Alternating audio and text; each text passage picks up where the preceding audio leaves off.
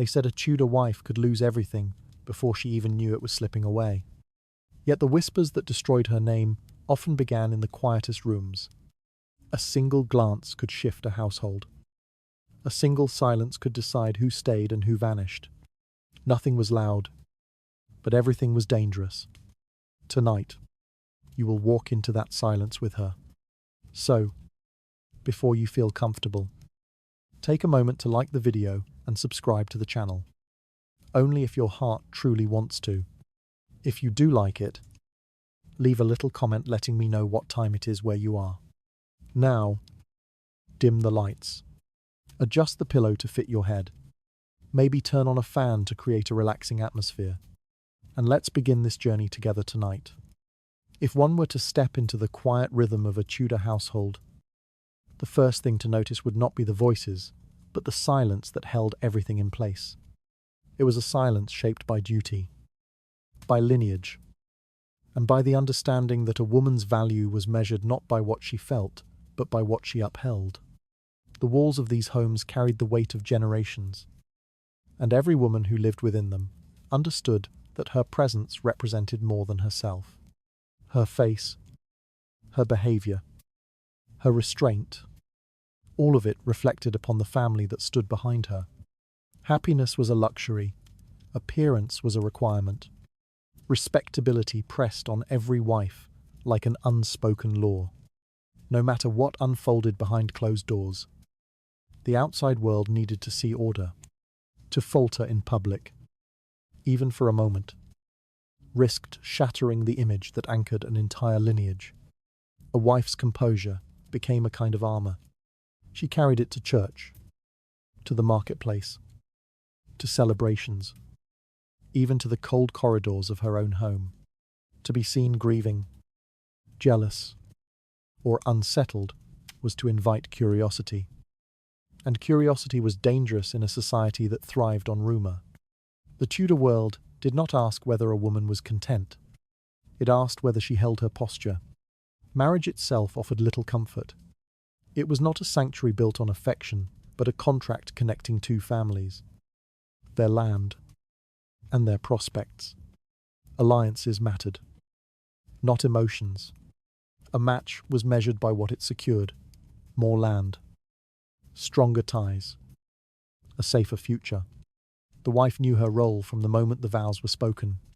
She became the physical representation of the agreement, the person who ensured that the bond between families remained intact. Her feelings had no legal standing, and her desires had no place within the structure that defined her life. Inside this system, the wife's legitimacy was her greatest tool. The law recognized her, protected her property rights, and tied her directly to inheritance.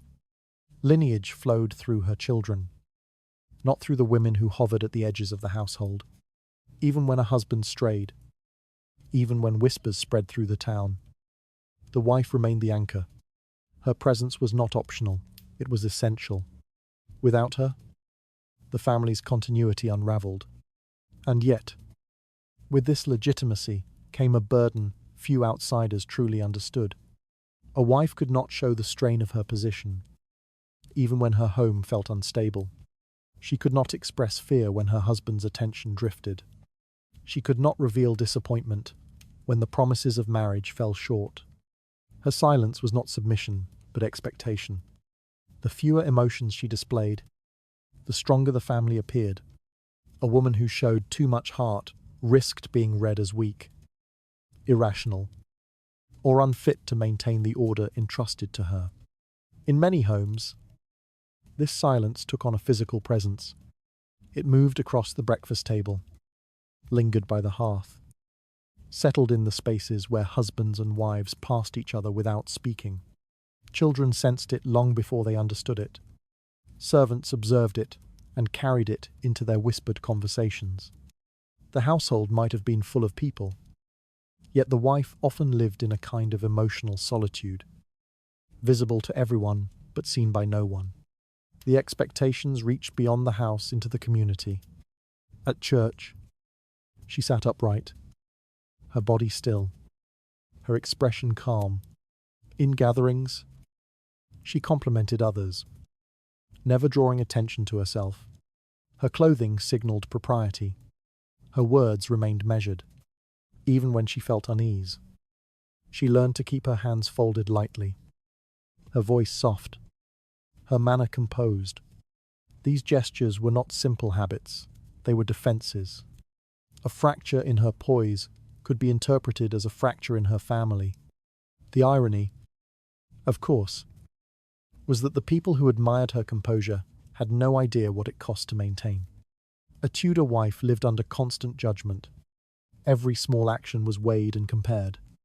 If she managed to appear serene, it was because she taught herself to silence anything that might betray her vulnerability.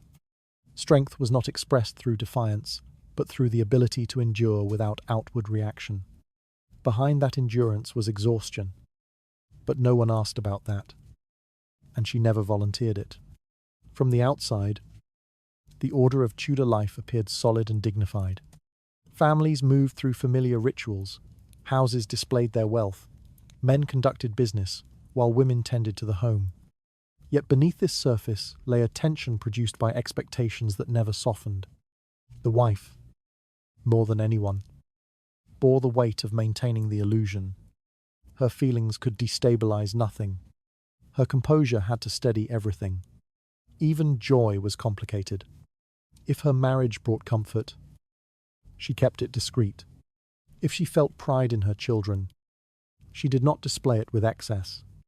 Emotions were private, almost prohibited, because they interfered with the clarity of the role she was expected to perform. The Tudor world valued predictability, and for the wife to fit within it, she learned to erase the parts of herself that did not serve the picture others needed to see. In this society, preserving appearances became more than a requirement. It became survival. A woman could lose her footing not through scandal, but through the simple act of appearing too human.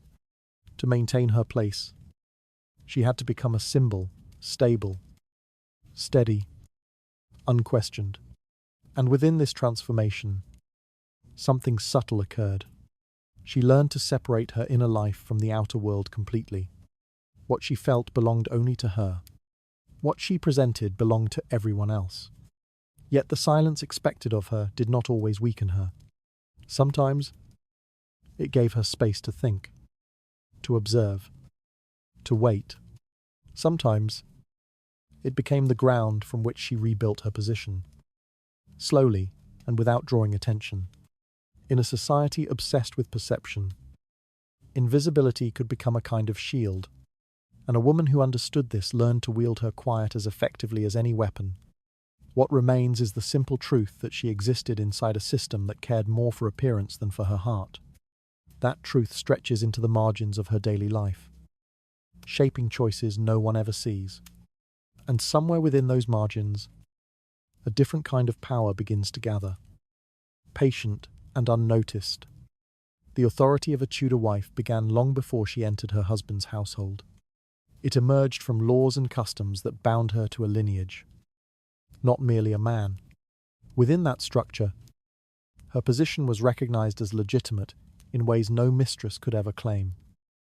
And this legitimacy shaped the landscape of power inside the home. It was a form of strength that did not need a raised voice or a visible gesture. It existed quietly.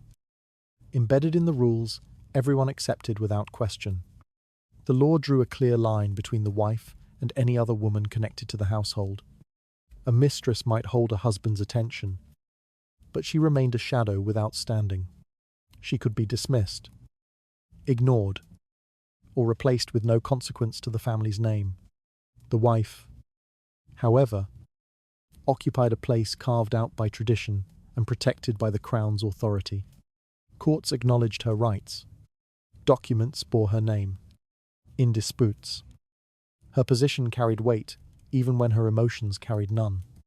Every legal structure surrounding marriage reminded her husband that, despite his wandering affections, there was only one woman whose role the world recognized. This recognition extended outward, shaping how the community understood her presence. When she appeared in public, she did not walk as an individual. but as the visible emblem of her husband's household. Her behavior reflected upon the family, and the family's reputation rested partly on her conduct. In gatherings, people measured a man's stability through the composure of his wife. If she remained dignified, the family seemed orderly. If she faltered, the family seemed weak. This placed enormous pressure upon her, yet it also secured her influence. No mistress could stand in her place during ceremonies, negotiations, or alliances. Only the wife held that authority, and everyone knew it. Representing the family did not always feel like a privilege, but it was power nonetheless. She was the one who welcomed guests, managed social events, and maintained ties with neighboring households.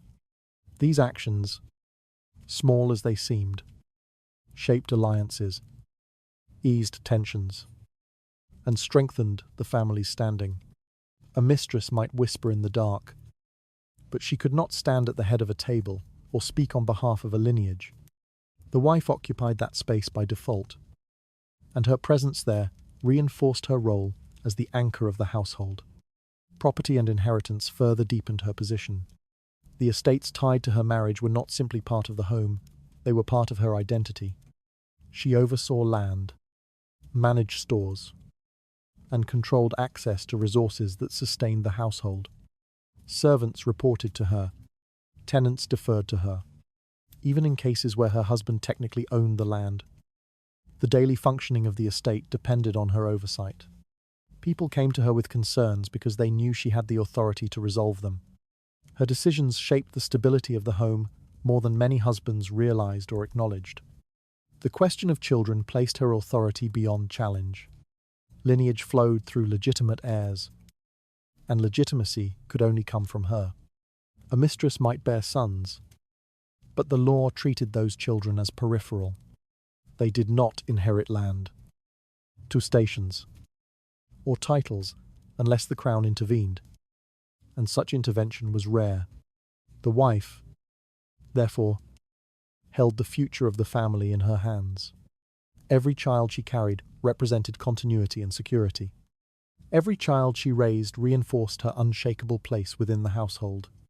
Her influence on the heirs extended from daily lessons to broader values, shaping the future not through loud instruction, but through consistent presence. This quiet authority often went unnoticed by those outside the household, yet it governed the structure of everyday life. Servants moved in response to her direction. Religious observance often followed her schedule. Budget decisions passed through her hands. Even when husbands claimed dominance, the functioning of the home depended on the wife's stability. A mistress might provoke emotion or conflict, but she could not reorder the household. She existed at its edges, while the wife remained at its center. The contrast between legal power and emotional vulnerability created a distinct tension. The wife understood that her legitimacy did not protect her heart, yet it protected her place. Even if affection faded, the law upheld her presence. Even if whispers circulated about her husband's private behavior, no one dared challenge her authority openly. She existed in a protected space not because of kindness, but because of structure. And within that structure, she learned to operate with precision, shaping outcomes through patience rather than confrontation. What appeared from the outside as quiet obedience was often strategic restraint. She recognized that acting with haste could undermine her position, while waiting allowed the household to lean naturally toward her authority. Her legitimacy did not require constant reinforcement. It was accepted by default. All she needed was the consistency to inhabit it fully. In a world where perception determined power, the simple fact of being the lawful wife gave her more influence than any mistress could ever obtain through charm or desire. Her strength lay not in dramatic gestures, but in the slow, steady pressure of her recognized place. She knew that every document, every custom, every ritual affirmed her importance. She had no need to fight for visibility. It was built into the foundation of the home. And this foundation once established, allowed her to reclaim control in ways others rarely noticed until the outcome was already settled. Everything here settles into one truth. Her authority existed because the world agreed it must. That truth moves quietly through the structure of the household, pressing against choices no one names aloud. And somewhere beneath that structure, a shift is forming that will touch everything built upon it. Silence inside a Tudor household was rarely accidental. It was a deliberate measure, shaped by necessity as much as by discipline. For a wife whose authority rested on the stability of her public image, silence became a tool sharper than any spoken defense.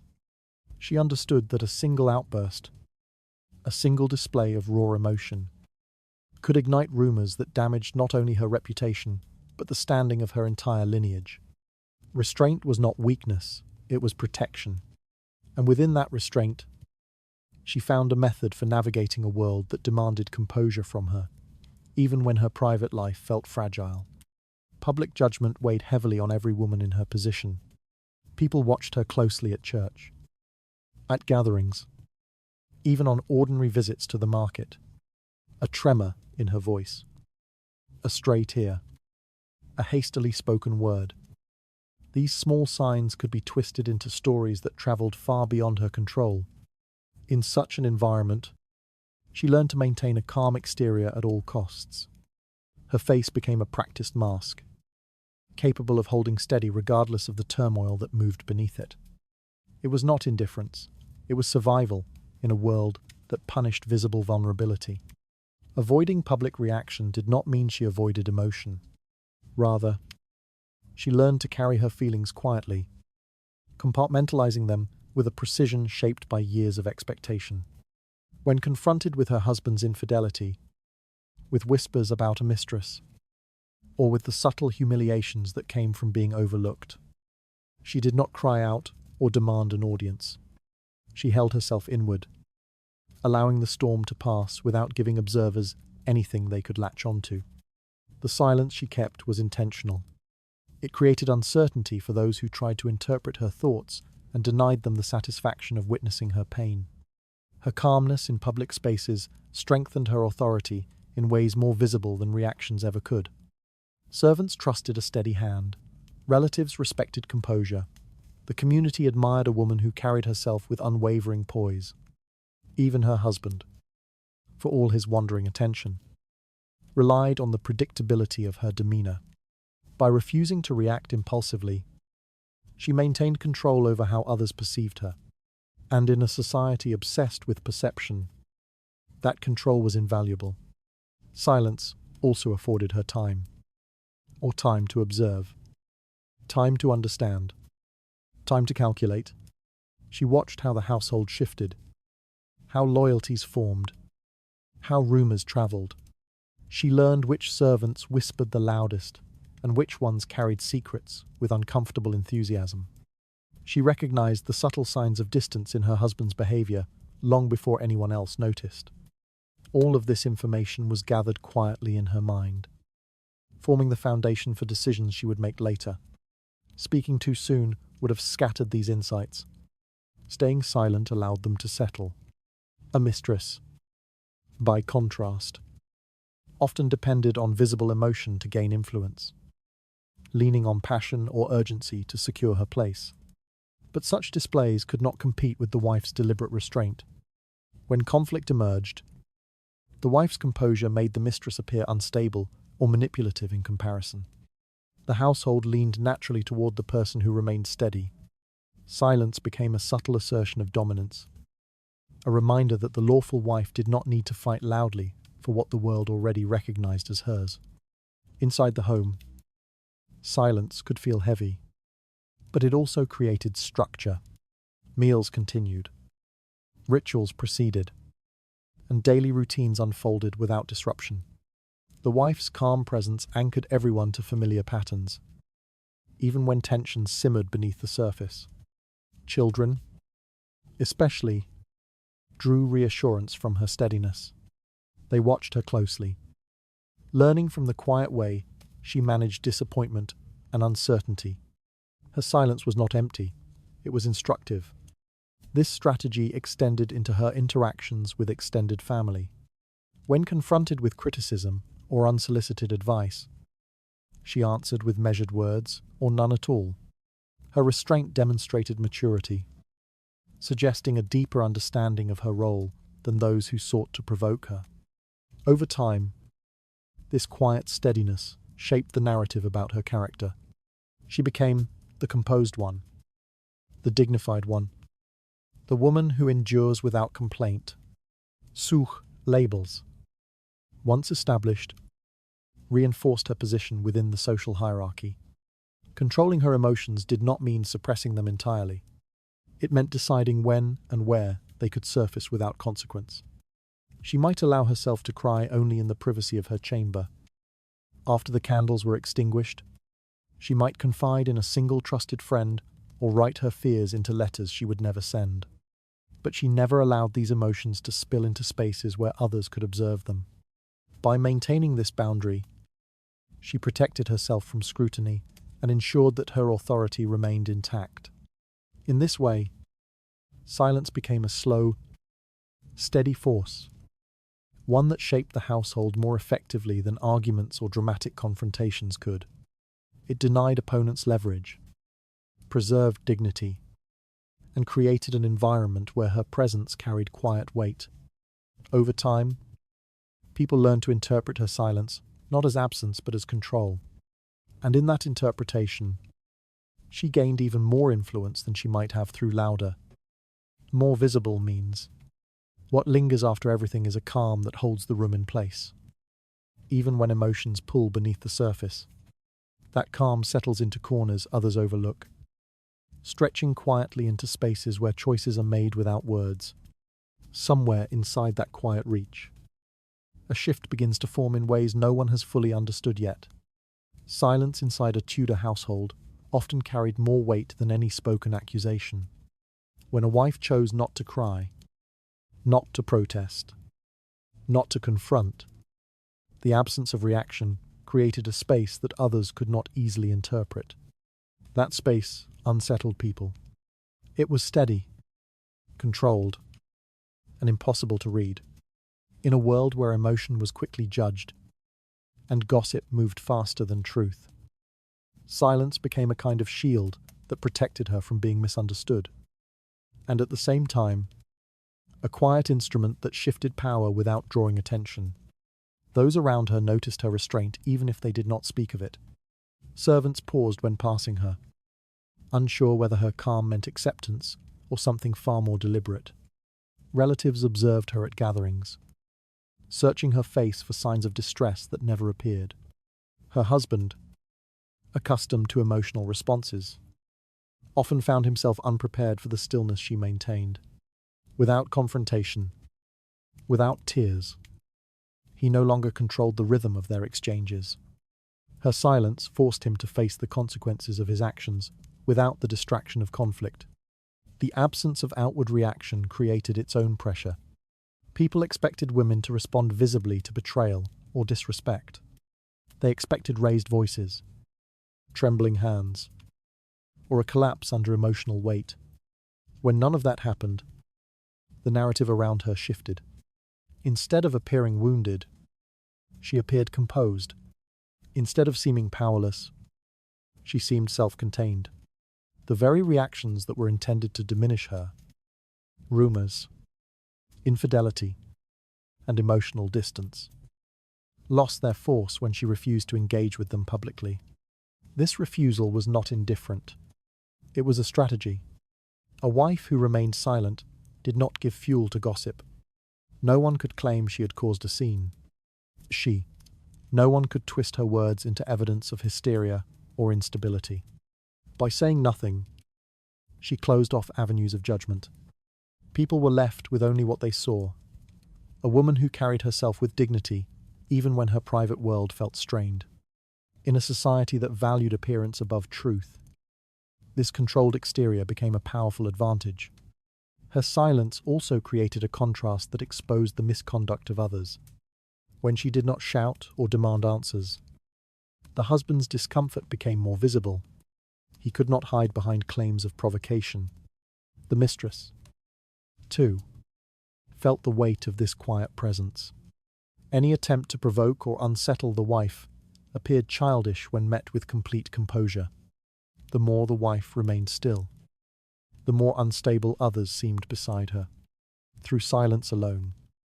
She shifted public sympathy in her direction without ever naming the wrongs done to her.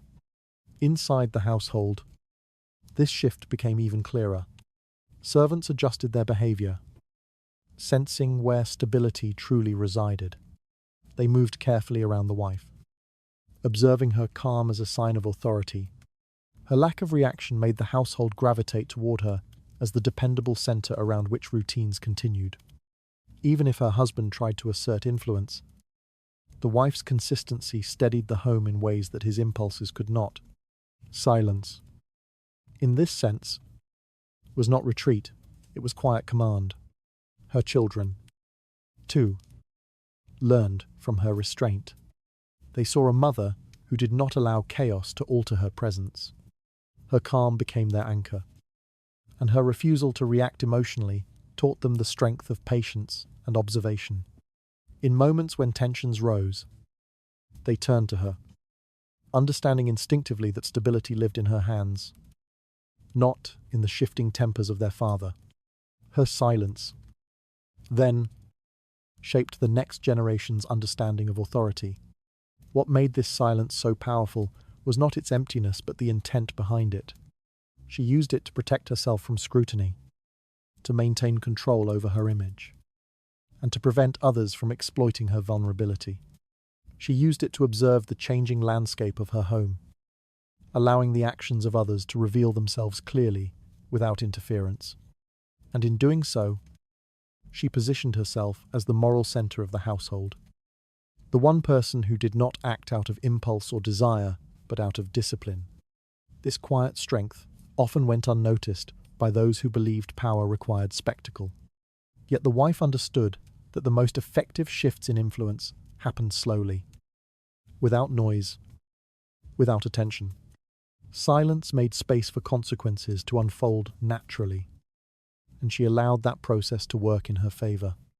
Where others sought to dominate through passion or manipulation, she chose stillness, and that stillness created an authority that no one could openly challenge. What rests here is the clear truth that her quiet became stronger than any confrontation she might have offered. That quiet moves through the household in ways no one fully acknowledges, reshaping loyalties and perceptions. Within that unspoken current, a bigger change is already forming beyond anyone's control. Control inside a Tudor household did not always appear through grand gestures. More often, it revealed itself in the quiet arrangement of spaces, the way rooms were ordered, the placement of seats at gatherings, the subtle decisions that shaped who stood close and who remained at a distance. For the wife, these details were not trivial. They formed the foundation of her influence, allowing her to guide the tone of the household without raising her voice or declaring authority outright. By managing the physical environment, she shaped the emotional one as well. Family rituals offered her the clearest opportunity to assert this control. Every celebration, every religious observance, every seasonal gathering passed through her hands. She decided how the table was laid, which relatives were invited, and how guests were welcomed. These rituals reinforced the family's identity, and because she directed them, they also reinforced her central role. A well-organized event reflected her competence. A disrupted one hinted at instability. People rarely questioned her involvement because tradition positioned her at the heart of these tasks. Yet her choices within them carried quiet political weight. Even small gestures held meaning. Lighting placed in certain corners, the arrangement of cups and plates, and the order in which dishes were served all conveyed subtle messages. A favored ally received a place of honor. A troublesome relative found themselves seated farther away. A mistress rarely appeared in these settings. But if she did, the wife ensured her position was carefully chosen, controlled, and stripped of symbolic importance. Through these decisions, The wife signaled hierarchy without stating it openly. Guests recognized the order of things not through speech but through placement. Seating at the banquet table was one of the most delicate expressions of this power. Tudor households valued structure deeply, and the arrangement of seats made that structure visible. The wife determined who sat near the head of the table, who remained at the margins, and who was quietly excluded altogether. A person's location shaped how others perceived them. To sit close was to be seen as trusted. To sit farther away was to be marked as peripheral. Without addressing conflicts directly, the wife reshaped alliances simply by adjusting where people were placed. Her decisions extended beyond celebrations. Daily meals, household meetings, and even casual gatherings followed patterns she designed. People grew accustomed to her arrangements, rarely questioning them because they seemed natural. Yet this naturalness was cultivated. The wife learned which relatives needed to be kept apart to avoid conflict, which guests preferred quiet corners, and which individuals sought attention. By managing these tendencies, she kept the household stable and prevented disruptions before they surfaced. Control of space also determined who had access to the household's private areas. The wife oversaw guest chambers, workrooms, kitchens, and storage rooms. She noticed who lingered in hallways too long, who attempted to enter rooms where they did not belong, and who seemed overly curious about the household's inner workings. When necessary, she prohibited certain individuals from entering specific places. Her authority in this regard was rarely questioned, because she alone understood the rhythm of the home. Without confrontation, she controlled movement, information, and proximity. This influence became particularly visible when tension hovered within the family. A silent rift between relatives or an unspoken conflict between her and her husband required careful management. Instead of arguing openly, she reorganized the space. A relative who spread rumors might find themselves seated far from her. A mistress rumored to visit could be quietly denied access to gatherings. Her husband, returning home, expecting disorder, often found a house that remained calm because she had already arranged the environment to contain potential friction. Visitors noticed this order even if they could not explain how it formed. They felt the flow of conversation guided by seating, the sense of balance maintained by her choices, the smoothness of gatherings where no obvious effort seemed required. Her influence was woven into these spaces, not announced. Many assumed the household's harmony was natural, unaware that the wife shaped it through constant, careful adjustment.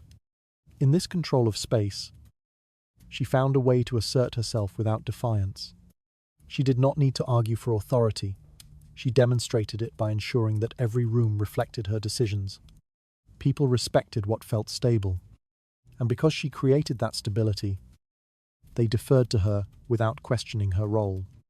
Her husband, even if distant or distracted, benefited from the smooth functioning of the home shaped by her hands.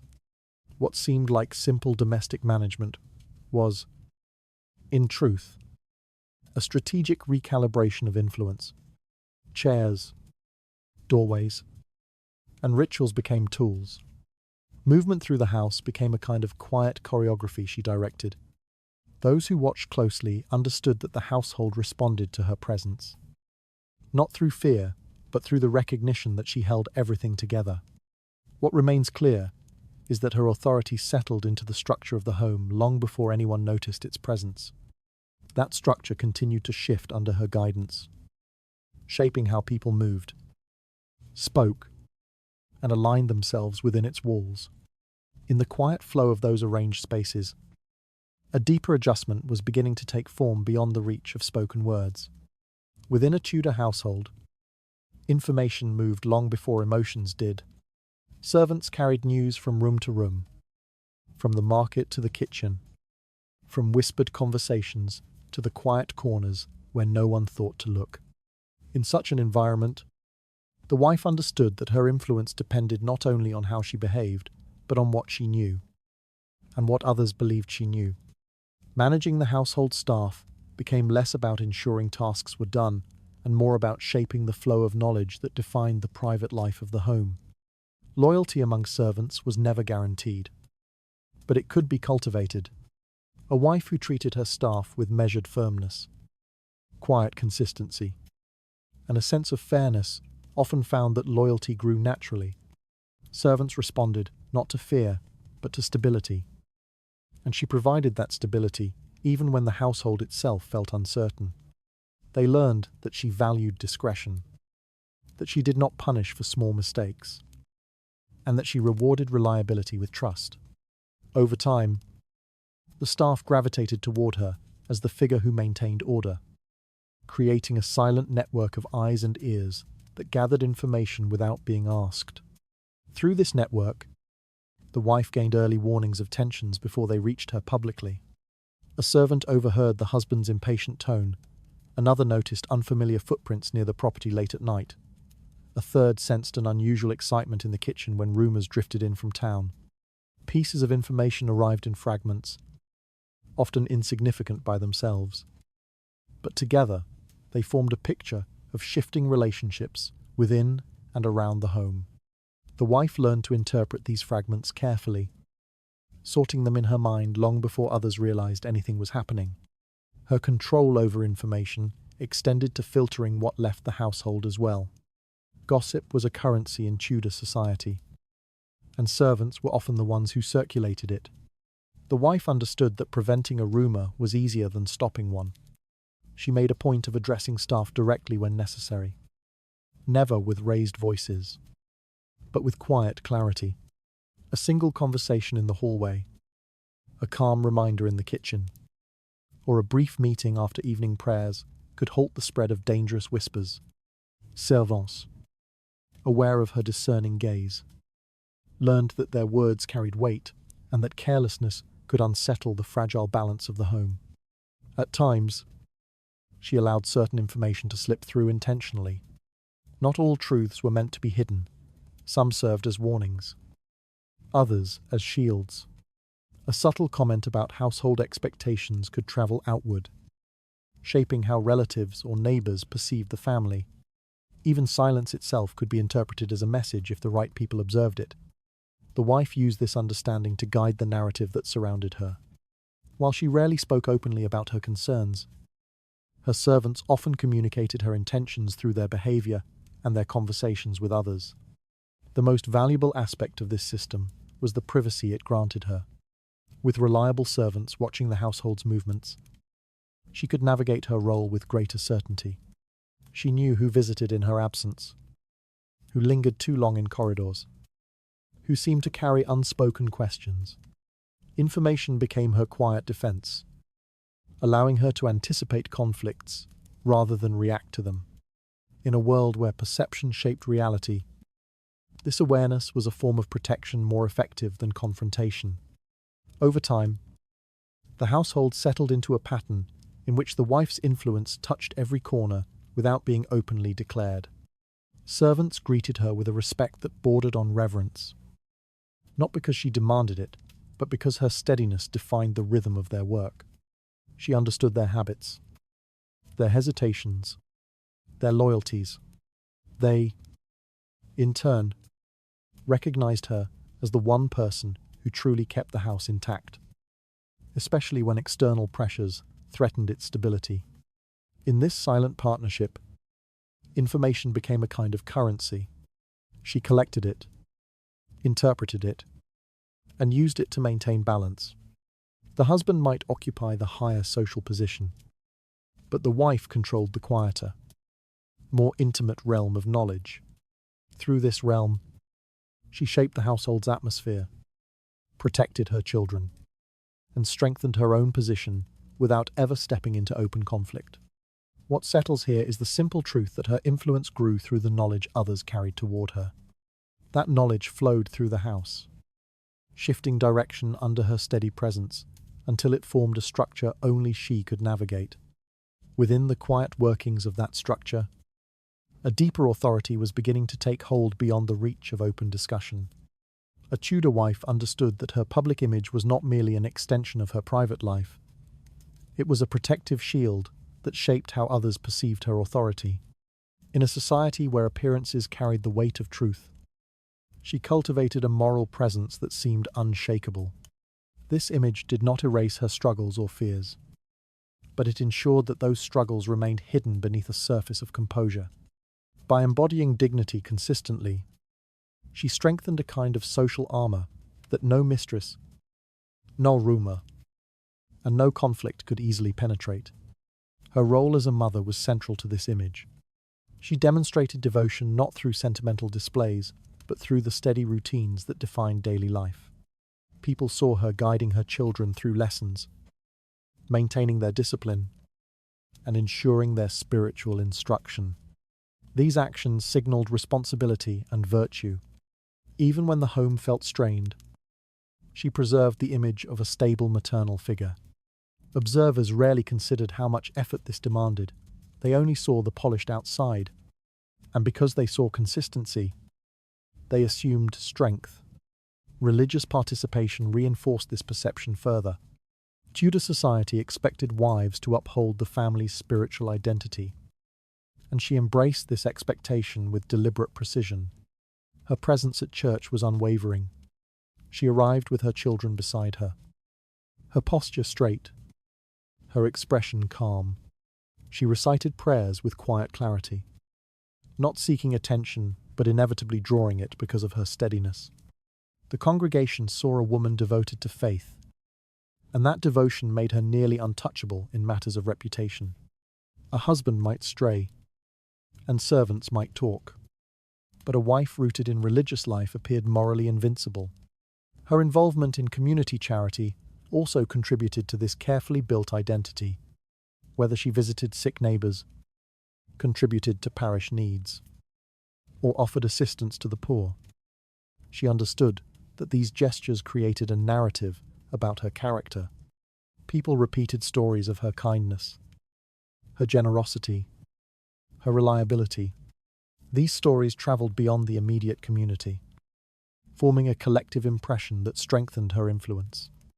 No mistress, no matter how charming or youthful, could compete with a reputation grounded in piety and service.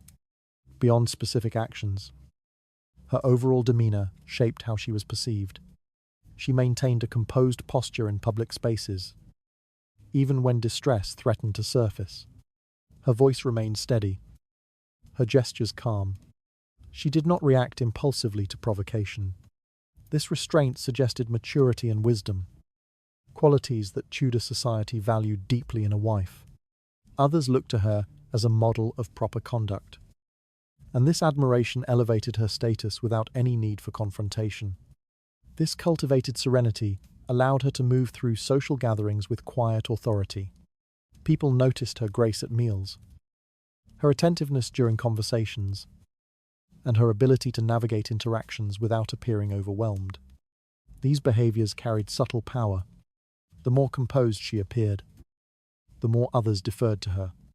A mistress might attempt to draw attention, but attention was not the same as respect. Respect belonged to the woman whose character seemed unblemished. Her external image also altered how accusations were interpreted.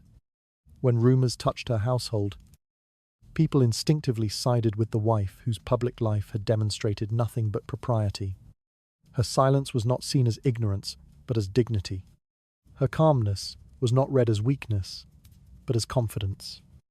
She benefited from a moral credibility built over years, and that credibility protected her even when the truth of her private struggles might have suggested vulnerability. In time, the image she presented became inseparable from her identity. It stabilized her place in the community, strengthened her children's standing, and constrained her husband's behavior. He knew that any misstep reflected poorly on the family, and because she upheld its reputation so meticulously, he faced silent pressure to maintain appearances.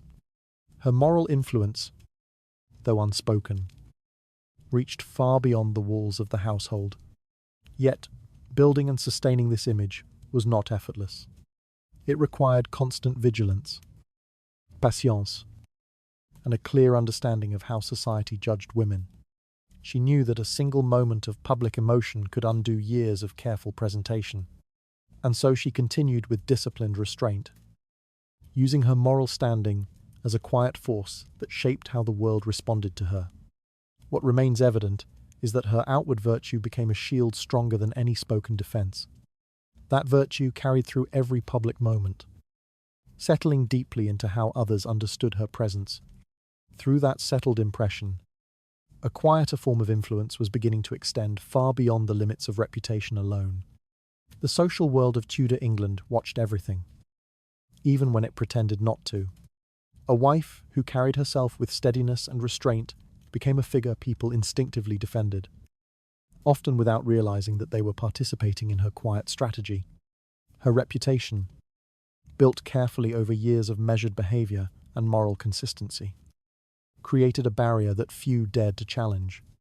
Society wanted to believe in her dignity, and once that belief settled, it shaped how every whisper and every conflict within her household was interpreted. She did not need to argue for her place. Others argued on her behalf simply because it felt natural to do so. This silent support emerged gradually.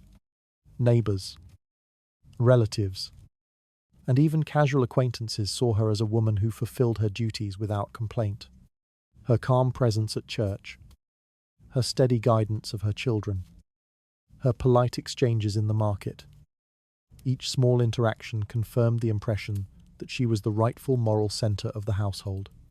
When suspicions arose about her husband's behavior or a mistress's growing influence, people instinctively looked to the wife with sympathy rather than judgment. Her silence became evidence of strength rather than helplessness.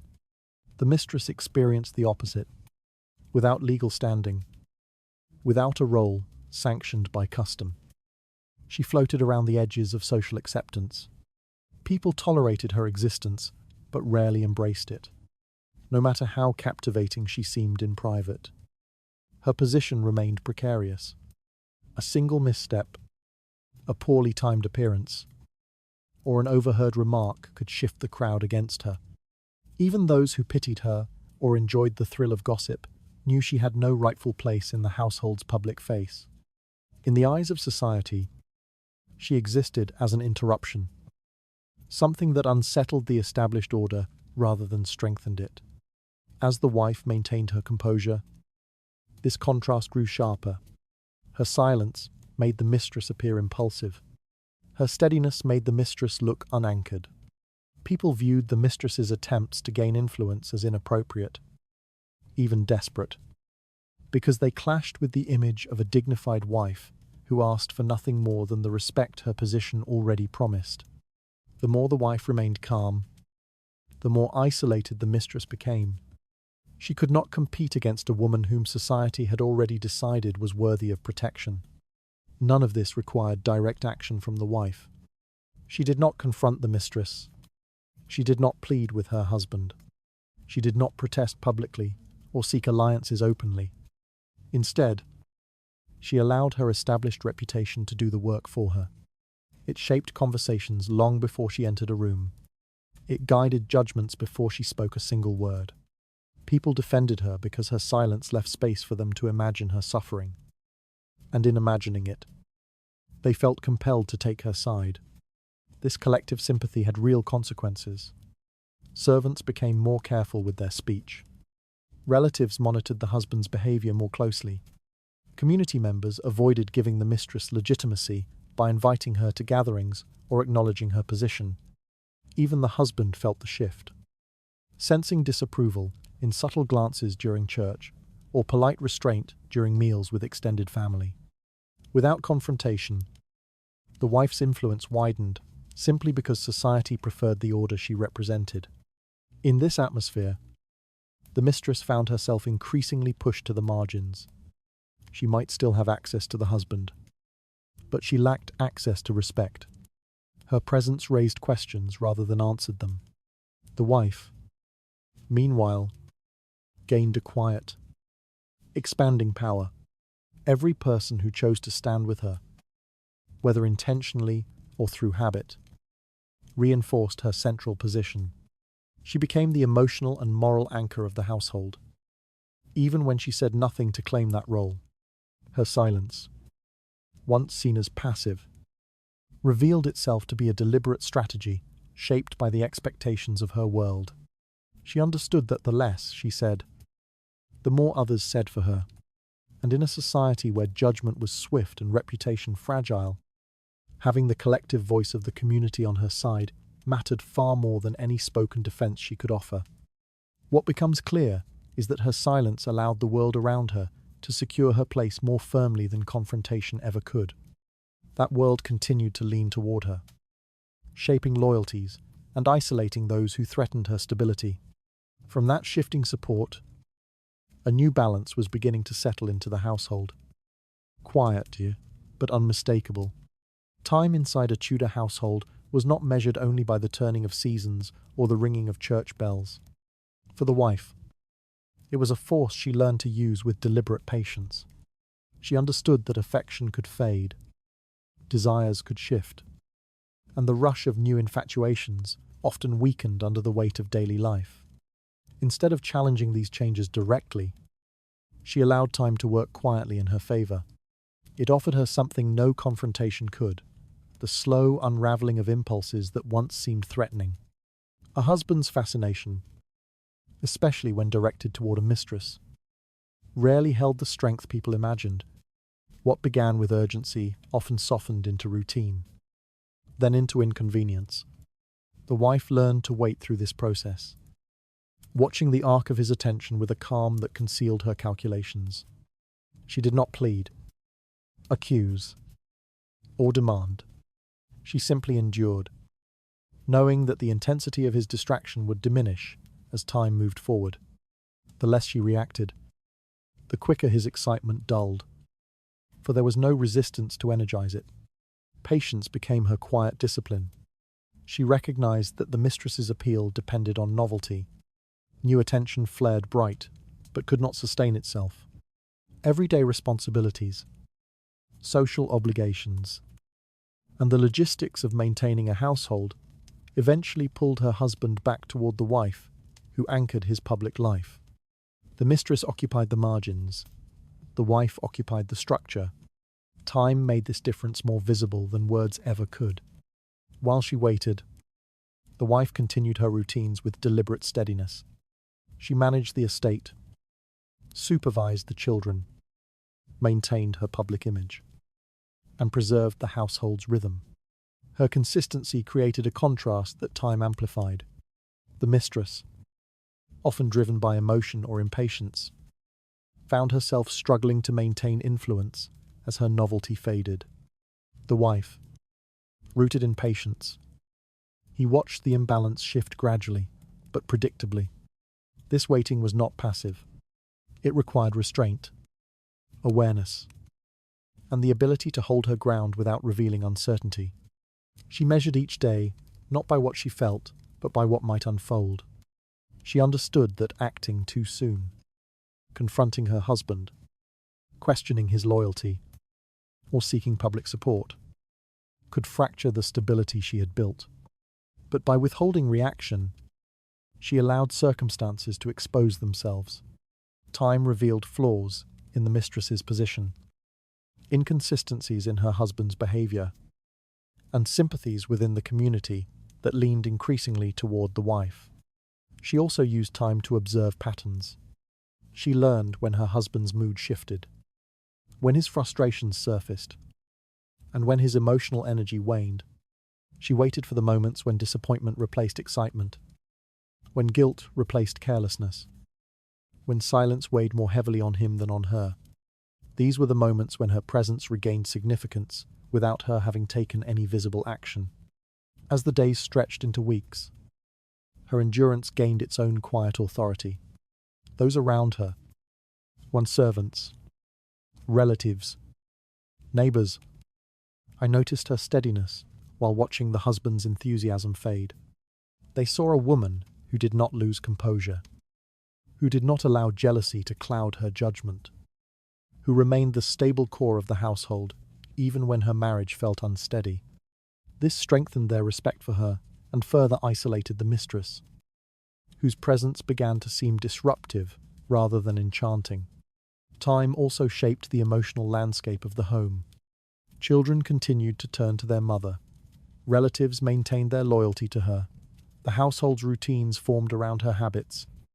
Even when tensions simmered beneath the surface, the wife's patience made her the gravitational center of daily life.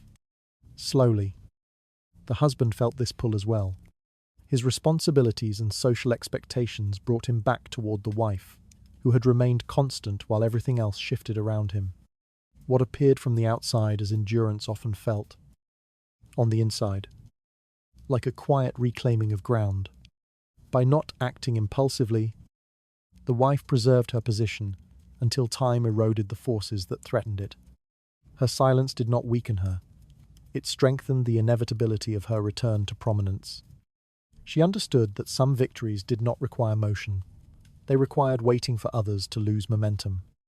In the end, time offered her something neither confrontation nor pleading could: the natural fading of obstacles, the soft collapse of illusions, and the gradual return of influence to the person who held the household together. What becomes undeniable is that her patience allowed shifting emotions to run their course without pulling her into their volatility. That patience gathered strength quietly, settling into the home as the only constant in a landscape of changing affections. Through that quiet constancy, a more enduring form of control began to take shape beyond the reach of impulsive desire. Control inside a Tudor household often revealed itself most clearly in the quiet spaces where money was stored, counted, and guarded. A wife who oversaw the household's finances understood that authority did not depend on raised voices or direct conflict. It lived in the subtle routines of keeping accounts, approving expenditures, and managing assets that others relied on without ever seeing the work behind them. She held the keys, literally and symbolically. And because of that, she shaped the rhythm of daily life with a certainty that required no explanation. The locked coffer in her chamber represented more than coins. It was the physical boundary that marked her domain, the structure through which the household's stability passed. She knew the precise weight of each pouch, the expected rent from tenants, the fluctuating cost of grain, and the necessary reserves for uncertain seasons. No decision related to the home could ignore her oversight. When repairs were needed, when festivities were planned, when medical attention required payment, the wife was the one who assessed the expense and released the funds. Her choices set priorities. Her caution protected the family from the consequences of carelessness. Land demanded an even broader kind of attention. Estates required labor, cultivation, negotiation, and constant vigilance. She monitored yields, tracked storage, and ensured that nothing spoiled before its time. She recognized the names and situations of tenants, remembered the difficulties of previous years, and anticipated which families might struggle during harsh winters.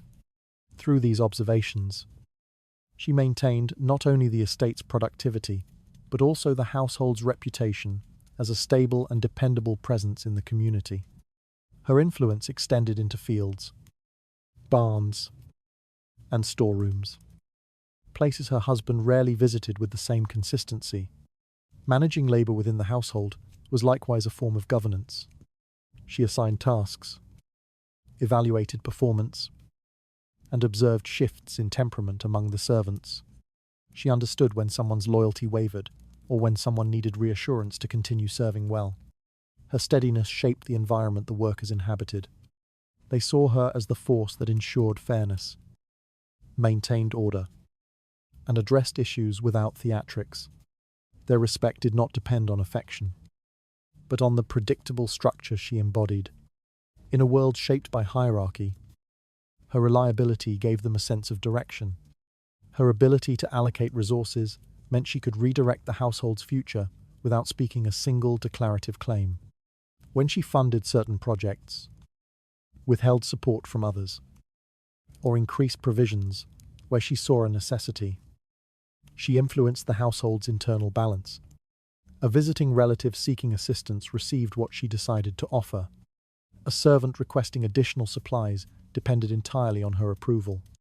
Even her husband, though legally the head of the home, relied on her discretion to keep the household running smoothly.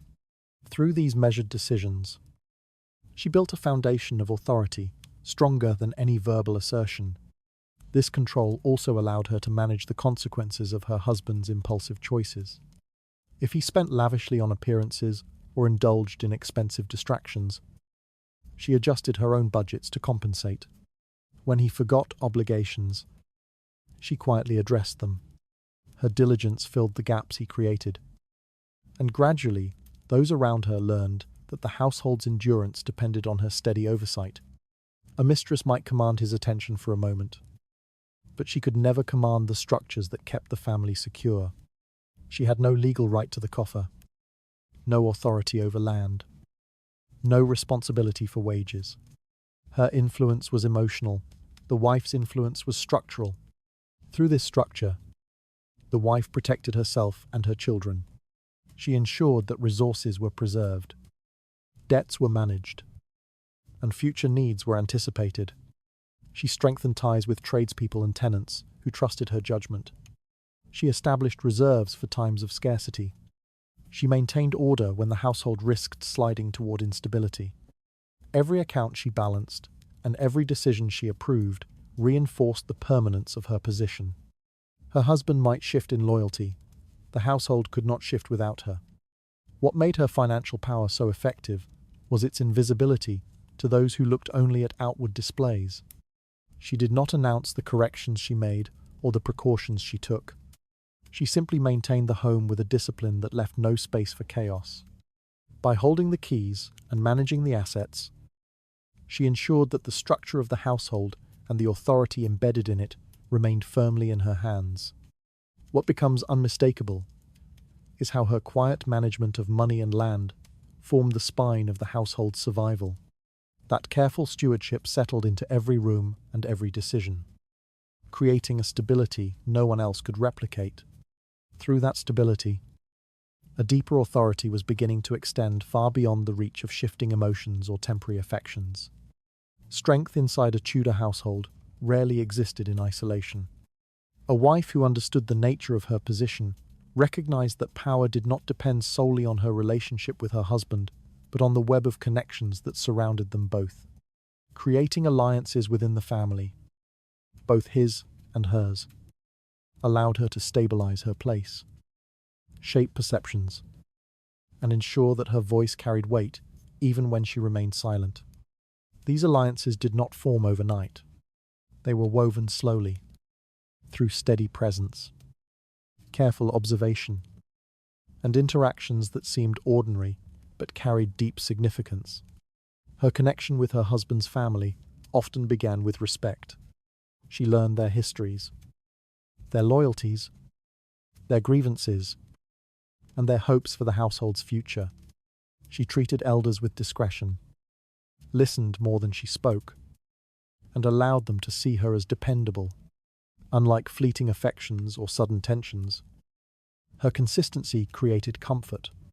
Mothers-in-law, sisters, brothers, uncles, and distant cousins came to rely on her sense of order.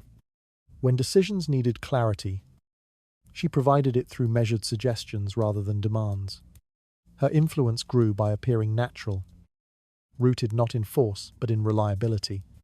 Her own family, parents, siblings, and distant relatives formed another essential branch of her support.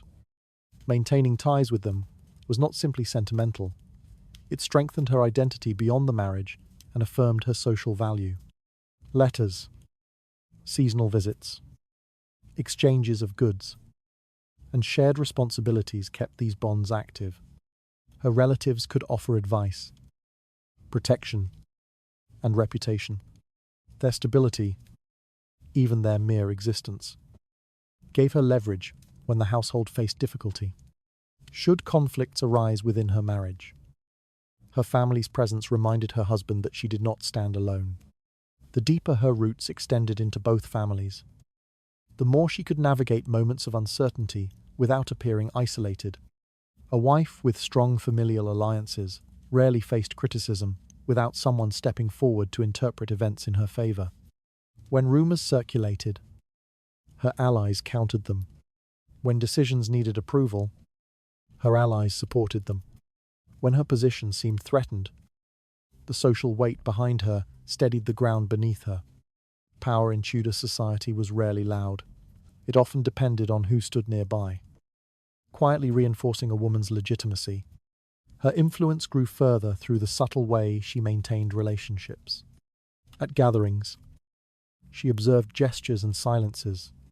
She knew who favored tradition, who sought advancement, and who resented change.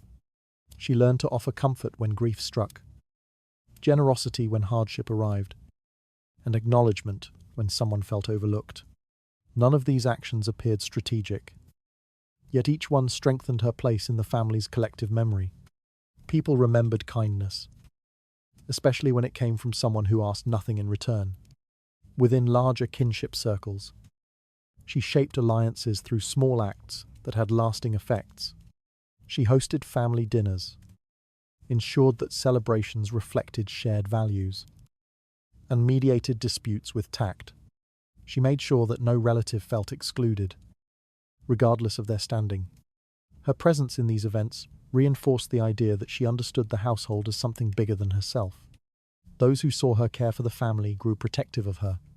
When tension rose within the marriage, these relatives saw her not as an individual in conflict, but as the stabilizing force of the entire network. Her alliances extended into the community as well. Though indirectly, relationships with tenants, tradespeople, and parish members reflected on the family, and she shaped these relationships with steady behavior. Those outside the home recognized her as a consistent figure of fairness, restraint, and responsibility. Their regard for her created a buffer against sudden shifts in household dynamics. A mistress who entered the picture could disrupt emotions, but she could not easily displace the social foundation that the wife had built over the years. Within the household, these alliances formed a quiet perimeter of protection. Even if her husband wavered, even if infatuation created temporary disorder, the wife's network remained solid. Allies watched, advised, and intervened when necessary. They reminded the husband of obligations, reminded the community of her dignity, and reminded her of her enduring place. Her silence, when she chose to maintain it, did not leave her vulnerable. It allowed her allies to speak on her behalf without compromising her composure. She understood that alliances were not shields to hide behind, but structures that enabled her to act with subtle precision. With family support, she could redirect decisions, restore order, and ensure that no one mistook temporary disturbances for lasting change. Her influence did not require confrontation, it required presence. Steady, recognizable, and deeply woven into the fabric of the household. What becomes evident is that her strength depended not on standing alone, but on the network that quietly grew around her. That network settled into place with each shared duty, each gesture of respect, each carefully maintained bond. By the weight of those interwoven ties, a more resilient authority was beginning to rise in the shadows of the family's daily life. There are moments in a household when silence reshapes the air more powerfully than accusation ever could. A mistress who once carried the thrill of novelty gradually discovers how fragile her footing becomes when no one chooses to stand beside her. The absence of support is not loud, not dramatic. It simply grows, day by day, until she feels the edges of the home pressing inward. What once felt like an opportunity begins to feel like exposure. What once felt thrilling becomes unsteady. And there is no single event to point to, no confrontation to recall, only the slow erosion of belonging. Within the house, the signs appear in subtle shifts. Relatives who once greeted her politely now step aside without meeting her eyes. Servants respond with shortened phrases, their gestures pared down to the minimum required by duty. Invitations that once carried a place for her at gatherings quietly exclude her. She may not even notice the first few changes. They arrive too gently, like a draft slipping under a door. But the numbing chill grows unmistakable. The more she senses the distance, the more she realizes she has no ground from which to protest. The wife, meanwhile, does nothing overt. She does not speak ill of the mistress. She does not assemble allies in secret. She simply continues, steady and unshaken, her presence reinforcing the structure that the household already recognizes as legitimate. Her silence carries a weight that the mistress cannot match. Without directing a single person, she becomes the center around which others naturally gather. They feel safer near her. They trust her steadiness. They understand that their own place in the family is tied to the order she protects. In her calm, the mistress sees the boundary she cannot cross. Isolation deepens when the mistress realizes how temporary her influence truly is. Her position depends on one man's shifting emotions, which have already begun to falter under the demands of daily life. Infatuation is difficult to maintain against the steady pull of routine, responsibility, and social expectation. The mistress notices the changes: fewer glances, shortened conversations, a growing impatience when she tries to claim attention. What once felt like a private world between them now feels borrowed, as though she is occupying space someone else will eventually reclaim. In this atmosphere, any misstep becomes magnified. A careless comment to a moment of visible frustration, a request perceived as too bold. None of these would matter if she had allies. But alone, each misjudgment becomes another quiet strike against her. No one defends her. No one explains her intentions. No one softens the impression she leaves. Silence fills the gaps, and silence tilts against her. Isolation does not need evidence. It needs only repetition. The wife, observing all of this, does not alter her behavior. She maintains her routines, her measured tone, her calm presence. She greets the mistress politely, never cruelly, never warmly. She stands in rooms where the mistress hesitates to enter. She listens when others speak, while the mistress waits for someone willing to address her at all. Authority has shifted without a single confrontation. The mistress can feel it every time she sits alone, every time she senses conversations ending as she approaches, every time she realizes she has no one to confide in. The household adapts, as households always do. People move toward the figure who embodies stability. They drift away from the one who disrupts it. When the mistress seeks reassurance, she finds none. When she looks for sympathy, she meets silence. When she attempts to regain her footing, the ground has already moved. The home no longer bends to her presence. It absorbs her absence. Nothing more is required to diminish her. The gradual distancing becomes the final judgment. Even her connection to the husband loses strength as his guilt, fatigue, and domestic expectations converge. He sees the tension she introduces. He feels the subtle weight of disapproval from those around him. He observes how the mistress looks increasingly out of place, and though he may not speak of it, a part of him begins to step back. The absence of support for her becomes a reminder of the imbalance she brings. She becomes a shadow at the edge of rooms that no longer welcome her. In this quiet transformation, accusation is unnecessary. No one needs to produce evidence of wrongdoing. The household has already made its decision. The wife does not claim victory, yet victory settles around her. The mistress understands this most clearly in the moments when she reaches for connection and receives none. Isolation becomes the answer to the question she did not dare to ask. How much space does she truly occupy here? What becomes clear is that the mistress's influence fades not through conflict, but through the steady withdrawal of those who once tolerated her. That withdrawal grows into a silence that reshapes every corner of the home, pressing her further from its center with each passing day. With that silence tightening around her, a new balance begins to take hold, leaving her stranded in a place that no longer feels hers to inhabit. A wife who understood survival within a Tudor marriage learned early that emotion, when revealed too openly, could work against her more than any outside threat. She moved carefully through each day, never allowing jealousy to rise to the surface, never permitting fear or anger to disturb her expression. Instead, she carried herself with a steadiness that made others uncertain of what she truly felt. This restraint was not indifference, it was discipline. It allowed her to hold her place while the world around her shifted in ways she could not always control. She knew that open displays of jealousy would only strengthen the mistress, not weaken her.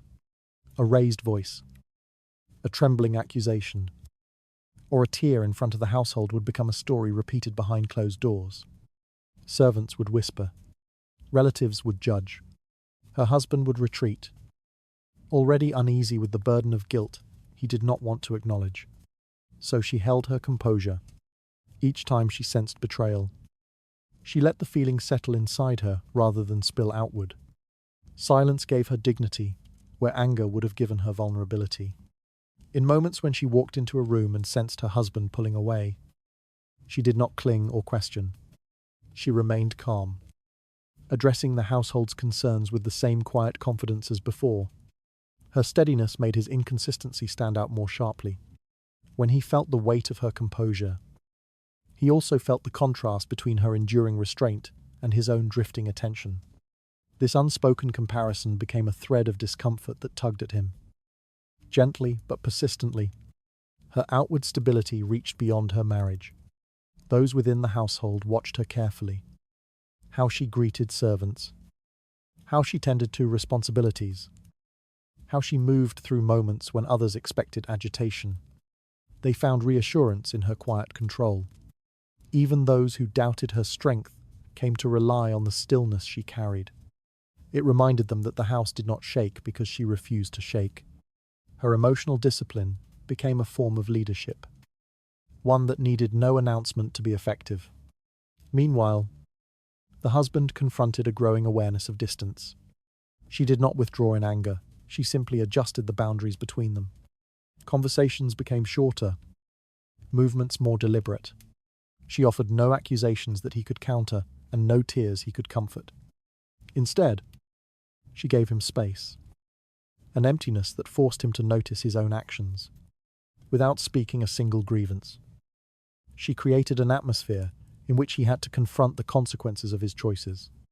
The absence of confrontation left him alone with his thoughts, and that solitude carried more weight than any argument could. For the mistress, this emotional restraint was unsettling. She could not provoke a reaction. Her presence did not fracture the wife's composure. She saw no signs of collapse, no cracks in the exterior, no evidence that she had succeeded in creating turmoil. The wife's calm became a barrier she could not breach. It made the mistress appear more volatile, more intrusive, more temporary in comparison. Every attempt to stir tension only emphasized the contrast between them, deepening the sense that she remained an outsider trying to disrupt something she did not understand. As the wife continued her measured behavior, the household slowly adjusted its perception. The stability she maintained felt familiar, dependable, and safe. Her husband's shifting affections, once exciting, now seemed uncertain and disruptive. People who lived within the walls of the home naturally leaned toward the consistency she represented. Her emotional restraint had reshaped the environment without force, without argument, without exposure. It allowed others to see her as the steady center around which the household quietly rotated. She understood that emotional control was not a burden, but a tool. It allowed her to create distance without appearing cold. It encouraged reflection without demanding it. It revealed the truth without stating it. Through her silence, she made it impossible for her husband to ignore the contrast between loyalty and distraction, between commitment and impulse. The more he noticed the gap, the more he felt the strain of his own choices pressing back toward him. Ultimately, she did not need to chase him, plead with him, or confront him. She simply needed to remain steady long enough for the imbalance to become undeniable. Her restraint became a mirror in which he saw his own shifting emotions reflected with painful clarity. Without a single accusation, she guided him back toward the stability he had jeopardized. What becomes undeniable is that her control over emotion reshaped the marriage without a single spoken demand. That restraint settled into the home like a quiet pulse, altering the rhythm of every interaction around her. As that new rhythm deepened, a more deliberate shift was beginning to emerge in the space between them. Narrative inside a Tudor household did not belong to chance. It belonged to the person who understood how memory could be shaped, softened, or redirected without leaving any visible trace of interference. A wife who had lived long enough within the quiet architecture of domestic politics knew that the story people repeated about the home mattered as much as the truth itself. She did not alter events through denial or argument. Instead, she guided recollection, deciding which moments deserved to survive and which details were better left drifting into silence. She began with the simplest form of influence, choosing what to acknowledge. When conversations unfolded among relatives or servants, she responded only to the parts that reinforced stability. A private conflict might be reduced to a passing inconvenience. An unkind gesture from her husband might be reframed as fatigue. A moment of public tension might disappear entirely because she declined to comment. Her silence was never emptiness. It was direction. By refusing to repeat certain events, she ensured they lacked the weight repetition would have given them. The details she allowed to remain often became the foundation of how the household understood itself. She emphasized traditions, responsibilities, and shared accomplishments. She mentioned the reliability of certain servants, the loyalty of long-standing tenants, and the endurance of the family through previous hardships. These choices formed the narrative spine of the home. People repeated them because they heard them often. After all, they brought comfort, and because they aligned with the order the household preferred. Small omissions went unnoticed. The story felt complete, even when it wasn't. Erasing unfavorable details required greater precision. She did not deny them directly. Denial created gossip. Instead, she let them dissolve through timing and careful handling. When an incident threatened to linger, she spoke of something else, something brighter, something heavier, something tied to duty. When a rumor surfaced, she responded with calm confusion that starved the rumor of momentum. When someone pressed for clarity, she offered a version of the event that harmed no one, yet left nothing for scandal to cling to. The shift was subtle. People forgot because she guided them toward forgetting. Her influence extended further when she helped shape how others remembered her husband. She did not cover his faults. She reframed them. His temper became a sign of stress. His distance became a period of reflection. His infatuation with the mistress became a mistake that did not require public dissection. She reduced the sharpness of each error until it no longer threatened the household's image. Those outside the marriage found it easier to accept her interpretation because she delivered it without bitterness. Her restraint made her credible. Her credibility allowed her to control the narrative. She also shaped the memories of younger members of the family, children who witnessed fragments of adult behavior without understanding the meaning behind them. She spoke gently when questions arose. She emphasized duty, dignity, and the importance of steadiness. She allowed them to see their father through a lens softened by patience. The parts of the story too painful or disruptive for children were quietly left out. Their understanding of the household grew from the version she curated, not the one shaped by conflict. This method of narrative control created a sense of coherence inside the home. Even when the family fractured emotionally, the story she nurtured kept the structure intact. Servants aligned themselves with her version because it offered stability. Relatives repeated her interpretations because they supported continuity. Guests encountered a home that appeared orderly, shielded from the turmoil beneath the surface. She did not pretend perfection. She curated perception. That distinction gave her strength. The mistress, by contrast, could not control the story. Her presence introduced disruption, not continuity. She had no authority to guide memory, no credibility to shape interpretation. When she spoke, her words emerged from a place outside the household's core. Her version of events rarely survived past the room in which she uttered them. The wife's calm silence outweighed the mistress's urgency. The household favoured the voice that had always anchored it. Over time, the story the wife shaped became the one people believed. It guided how relatives spoke of past tensions, how servants recalled subtle shifts, and how neighbours perceived the household from afar. Memory bent itself toward her because she gave people something stable to hold. When she erased a detail, they forgot it. When she corrected a misunderstanding, they accepted it. When she presented a softened version of events, they carried that version forward. She understood that families did not simply live history, they curated it. And in this curation, she found one of her most enduring forms of power. She could not control her husband's emotions or extinguish the presence of a mistress, but she could shape the interpretation of everything that happened.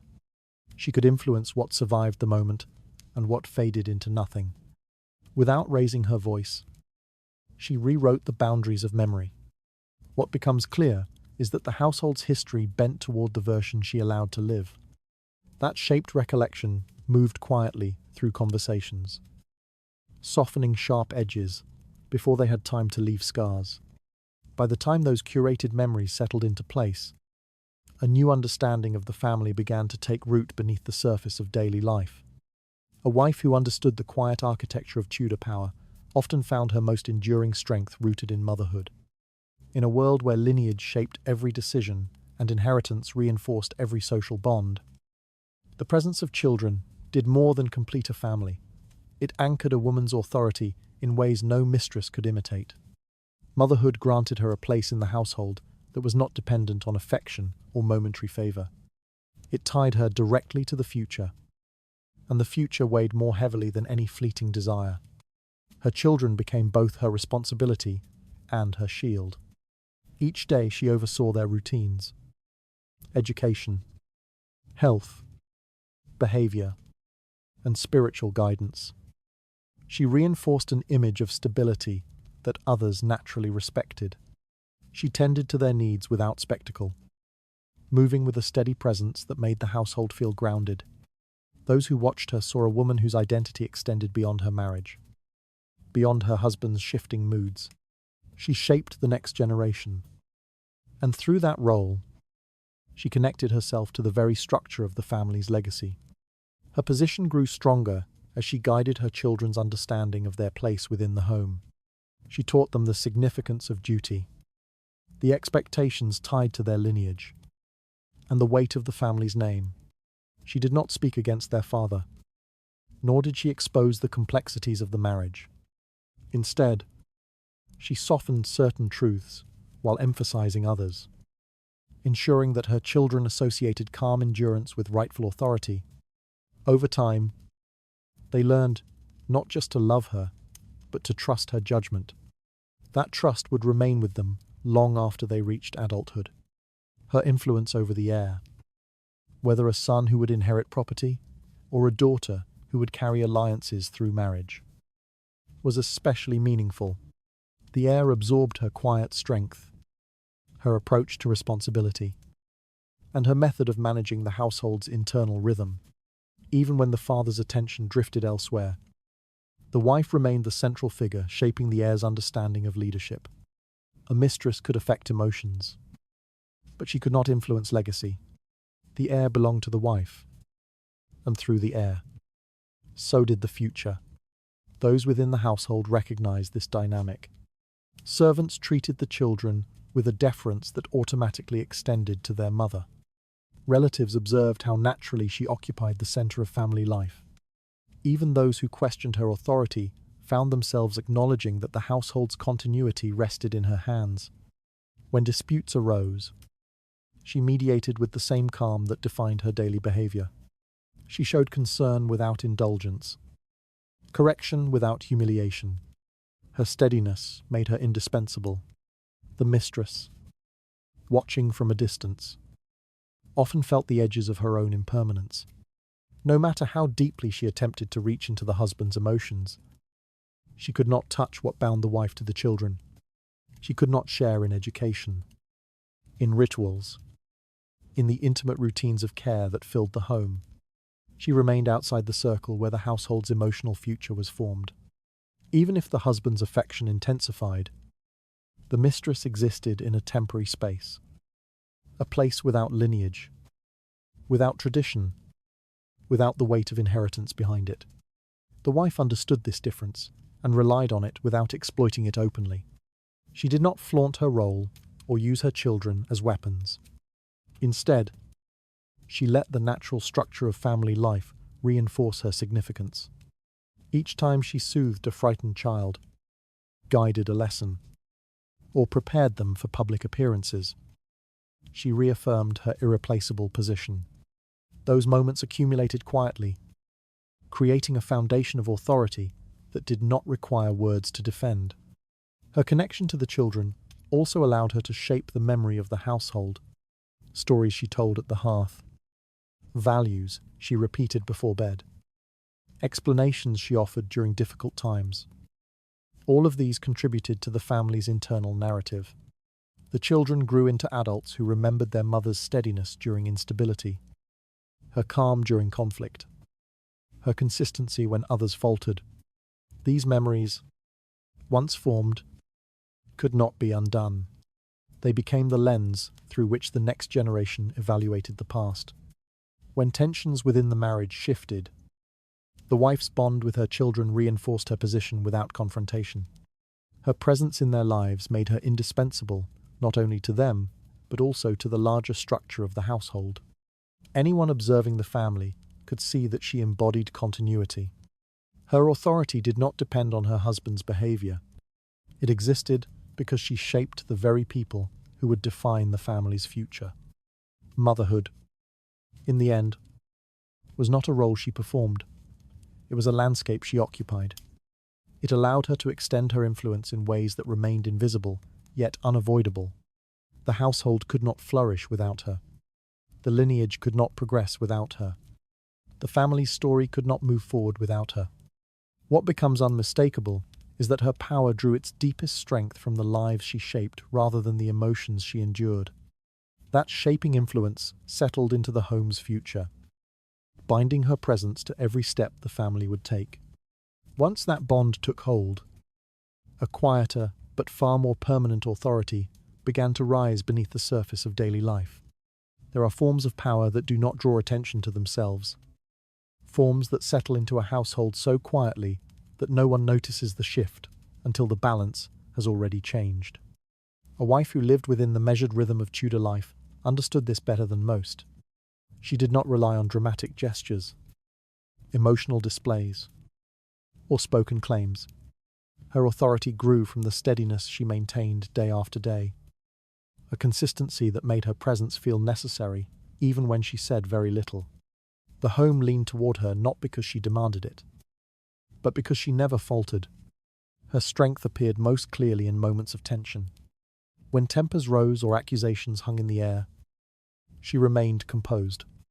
Others might wait for a reaction, fear, anger, or desperation, but she offered none.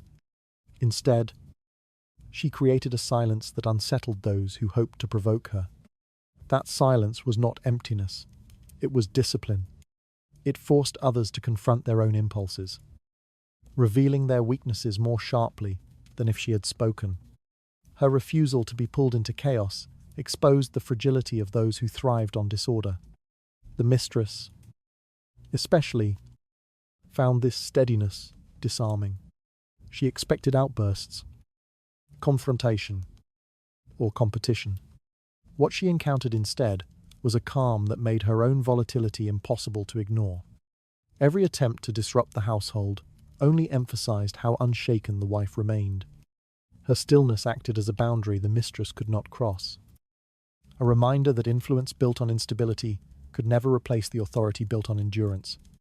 The mistress, lacking roots in the household, I saw how the wife's patience bound her to its structure, while she herself remained peripheral. Inside the home, others felt the weight of this quiet resolve. Servants followed her cues, adjusting their own behavior to match her steady tone. Relatives, whether supportive or skeptical, came to recognize that she represented continuity. Even her husband, drifting under the pull of his own emotions, could not escape the effect of her constancy. He returned repeatedly to the stability she embodied, not because she demanded it, but because the contrast between steadiness and turmoil grew too stark to ignore. Over time, he felt the difference more deeply than he could admit. Her consistency shaped every corner of the household. She moved through routines with the same deliberate calm. Whether managing finances, guiding children, or overseeing domestic affairs, nothing rushed her, nothing startled her into reaction. People came to rely on the predictability she offered. Her quiet presence reassured those who feared change, anchored those who felt uncertain, and steadied those whose emotions drifted too easily. In this way, her authority expanded without anyone declaring it. She understood that power built on sudden outbursts rarely lasted. The more noise a person made, the less likely their influence would endure. Stability, patience, and measured action created a deeper foundation. Within a world shaped by lineage, inheritance, and social expectation, she held her place not by forcing others to see her strength, but by allowing time to reveal it. Her endurance became a form of persuasion that required no explanation. This enduring power also shaped how the household viewed conflict. When disagreements arose, her restraint gave others space to reconsider. When rumors threatened the house, her calm slowed their spread. When decisions needed clarity, her measured voice carried more weight because it did not chase attention. Those who tried to resist her quiet influence eventually realized how difficult it was to argue against the person who never lost control. Her steadiness became its own argument, its own justification, its own victory. To outsiders, it might have seemed as though nothing had changed. But inside the household, everyone felt the shift. The wife did not challenge authority, she became it. She did not demand loyalty, others offered it. Her power did not erupt, it accumulated. Each day she remained calm. Each moment she refused to be shaken. Each choice she made with patience strengthened the structure she had built. Even those who doubted her at first began to recognize that she was the one the household naturally aligned around. In this quiet transformation, she proved that the most resilient form of control often comes from those who make the least noise. The home settled around her because she did not try to bend it. She simply held her place long enough for everyone else to realize they needed her steadiness to remain balanced. What becomes unmistakable is that her authority grew not from force, but from the endurance she carried through every unsteady moment. That endurance shaped the home more deeply than any spoken claim, binding others to the calm she embodied. By the quiet weight of that steadiness, a new understanding of who truly held power began to rise across the household. A wife who understood the mechanics of Tudor authority recognized that presence, quiet, steady, and undeniable, was one of her strongest forms of influence.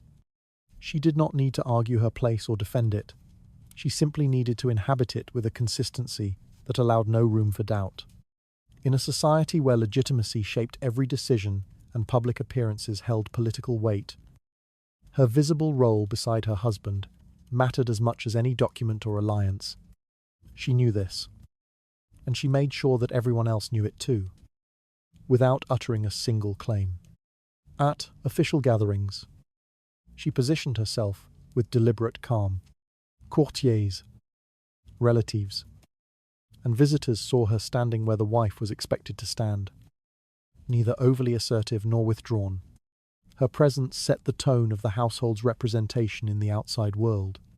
She greeted guests with measured courtesy, acknowledged allies with quiet confidence, and maintained composure even when tension drifted beneath the surface. Nothing about her demeanor invited speculation. Nothing suggested instability. She appeared as the face of continuity, and continuity carried its own power. During ceremonies, religious, familial, and political, her place beside her husband reaffirmed what society already understood. She was the legitimate partner, the anchor of lineage, the embodiment of order, even when his affections wavered in private. The public maintained its gaze on her. A mistress might provoke whispers, but she could not stand beside him during a procession. She could not represent the family in the parish. She could not receive guests in the grand hall. The wife's presence was woven into the expectations of every ritual, and no temporary fascination could replace that. Her calm participation in these events subtly pressured her husband as well. Standing beside her, he felt the weight of duty more sharply than he ever felt it in private moments of indulgence.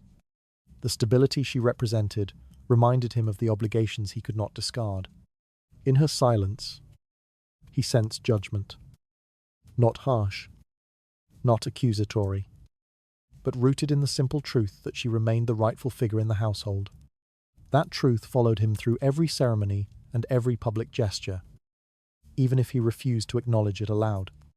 Within the home, her presence worked with equal force. She moved through daily routines with the assurance of someone who knew her position required no defense. She oversaw preparations for events, coordinated the work of servants, and ensured that every space reflected the order she embodied. Those who lived within the household accepted her authority, not because she demanded it, but because she inhabited it so naturally that resisting it seemed pointless. Servants looked to her for direction. Relatives sought her approval. Children watched her to learn what steadiness looked like. Even when her husband and the mistress shared private moments, the wife's presence remained the one that shaped the household structure. Rooms were arranged according to her decisions. Schedules followed her rhythm. Formalities reflected her judgment. The mistress existed in borrowed corners, in moments that dissolved as soon as the door closed behind her. The wife existed in the architecture itself, visible in the seating arrangements at gatherings, the composition of the guest list, the order of rituals, and the roles assigned to each member of the family. She was not merely present, she was embedded. Her physical presence also shaped perception beyond the household. Neighbours, tenants, and tradespeople each reinforced the understanding that she was the centre of the family's public identity. She appeared at church services with a composure that discouraged gossip. She offered guidance to community members in ways that reflected her steadiness. Her reputation extended outward, wrapping the household in a sense of legitimacy that no private turmoil could undermine. People trusted what they saw, and what they saw was a wife who fulfilled her role with unwavering restraint. This presence became especially meaningful as tensions deepened within the marriage. The more visibly she maintained her rightful place, the more isolated the mistress became. Even if the husband attempted to elevate the mistress in private, the public sphere refused to accept her. The mistress walked behind the scenes, unnoticed by those who mattered. Her absence from ceremonies, gatherings, and positions of formality marked her as temporary. She could influence emotion but not structure. She could alter the husband's mood but not the household's reality. The wife understood all of this without ever leaning into pride. She did not gloat or display superiority. She simply stood where tradition placed her and allowed the world to affirm what she quietly knew. Legitimacy has a gravity that cannot be erased by desire. The household aligned around her because her presence provided continuity. And continuity, in a world built on inheritance and reputation, mattered more than any private attachment. Her presence, maintained with unwavering steadiness, became a declaration in itself. Not spoken, not argued, not defended, simply lived. What becomes clear is that her place remained unshaken because she occupied it with a calm that left no space for doubt. That calm spread outward, reinforcing her role in every formal moment the household presented to the world. By the quiet certainty of her presence, a deeper recognition of who truly held the family's center began to settle into the minds of everyone around her. Strength inside a Tudor household often revealed itself most clearly through refinement rather than force. A wife who understood this dynamic relied on courtesy as her shield and her quiet instrument of influence. She did not confront the mistress, did not engage in accusations, and did not allow a trace of visible hostility to disturb her composure. Instead, she crafted an atmosphere in which politeness became a boundary, one that the mistress could never comfortably cross. Her calm gestures created a separation far more effective than any direct challenge. In every shared encounter, she approached the mistress with the same measured restraint. Her tone remained gentle but distant, polite but unmistakably formal. Nothing about her manner suggested intimacy or rivalry. The distance she maintained was so carefully shaped that it could not be criticized, nor could it be softened by emotional appeal.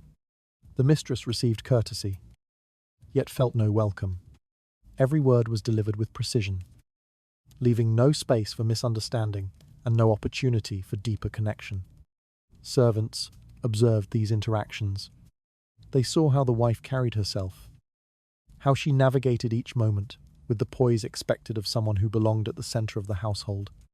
Her demeanor signaled confidence and legitimacy. It told them, without stating it, where their loyalties naturally rested. The mistress, despite her attempts to claim emotional territory, lacked the grounding that came from tradition and established order.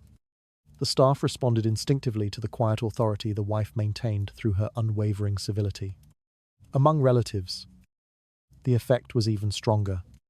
They noted the wife's composure, her adherence to decorum, her refusal to indulge in displays of jealousy or resentment. These qualities reinforced her role as the rightful figure of the household. When she included the mistress in a gathering, she did so with perfect etiquette, leaving no space for accusations of cruelty. When she excluded her, she relied on protocol rather than personal preference. The boundaries she drew appeared natural, effortless, and socially unquestionable. For the mistress, this environment became increasingly difficult to navigate. Nothing she faced could be labeled mistreatment. There was no argument, no insult, no cold dismissal. Instead, there was a consistent politeness that acknowledged her presence without ever inviting her into the deeper fabric of the home. She found herself trapped in a liminal space, recognized but not integrated, seen but not embraced. Courtesy, delivered with such precision, created a silent form of isolation she could neither counter nor escape. Attempts to disrupt the wife's composure only made the imbalance more visible. If she expressed frustration, it contrasted sharply with the wife's calm. If she sought attention, it appeared desperate beside the wife's restraint. If she tried to provoke a reaction, she found only stillness. The absence of hostility from the wife made every sign of agitation from the mistress appear exaggerated, even unstable. The household began to recognize this discrepancy, and that recognition gradually eroded the mistress's social footing. The husband also felt the shift. Standing beside the wife during ceremonies or facing her across the table during formal gatherings, he saw the steadiness she offered. Her presence reminded him of tradition, responsibility, and the structure that had shaped his life long before the mistress entered it. In moments of public duty, the difference between the two women became impossible to ignore. One embodied continuity, the other represented interruption. Her politeness, rather than softening his guilt, highlighted the imbalance he had created. Within the community, the wife's behavior strengthened her reputation. She attended church with the same quiet dignity she maintained at home.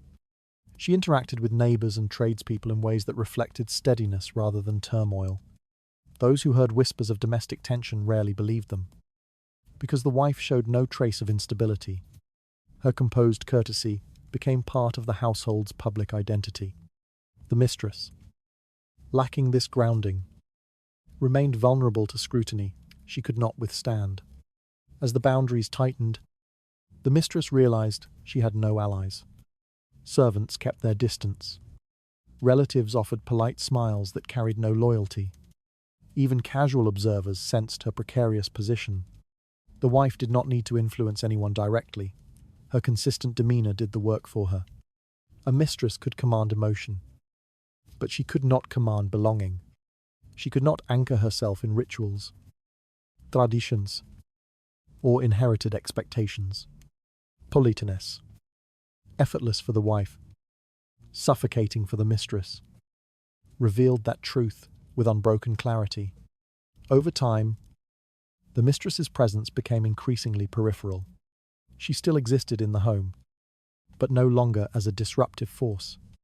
Instead, she appeared as someone drifting at the edges, unable to find a path inward. The wife never once raised her voice. She never once turned others against her. She simply maintained her composure, her roles, and her responsibilities, and allowed the household to draw its own conclusions. What becomes unmistakable is that her refined restraint weakened the mistress more effectively than conflict ever could. That controlled civility shaped every interaction, guiding the household toward a quiet alignment with the woman who represented stability. Through the gradual weight of that politeness, the mistress slipped into a space where her presence no longer held meaning for anyone around her. Influence inside a Tudor household often revealed itself most clearly in the eyes of the children. A wife who understood this carried herself with a stillness shaped not only by duty, but by the knowledge that her children watched everything. Her tone, her posture, her choices, her silences. She knew that her place in the family was secured not through confrontation, but through the image she maintained in their daily lives. That image became her strongest protection, her quietest argument, and the foundation of the authority she would leave behind.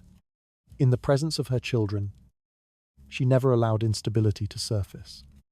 Even when tensions rose within the marriage, she shielded the children from the sharp edges of conflict. Her voice remained calm. Her movements stayed measured. She corrected them gently, guided them firmly, and nurtured them with a steadiness that made the home feel predictable, despite the undercurrents they could not yet understand. The mistress might stir emotions in hidden corners of the household, but she could not alter the fundamental structure the children recognized each day, the mother who was always there. Her role as the official mother shaped the way the children viewed the world. They learned to read expressions, respond to expectations, and understand social order by watching her. She taught them the rituals of the household, how to greet guests, how to carry themselves in public, and how to respect traditions. Through repetition and consistency, she ensured that the children associated dignity with her presence. Even if they sensed confusion elsewhere, they returned to her steadiness, as if it were the natural center of their existence. This influence grew deeper as they matured. She guided their interpretations of events without ever naming the conflicts directly. When the household felt strained, she reframed the tension in terms that did not burden them. When their father appeared distant or distracted, she softened the emotional impact with explanations grounded in patience rather than bitterness.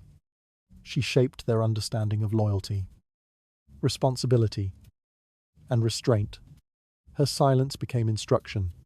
Her restraint became an example. Her presence became truth.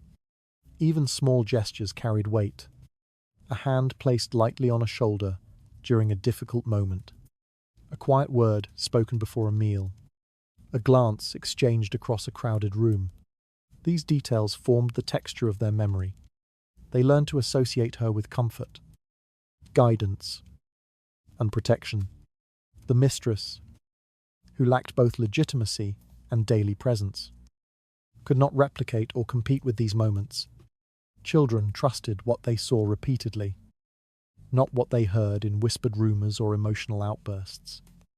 The wife existed in their routines, the mistress existed at the margins. Her ability to shape their perception extended into how they viewed the family's past and future.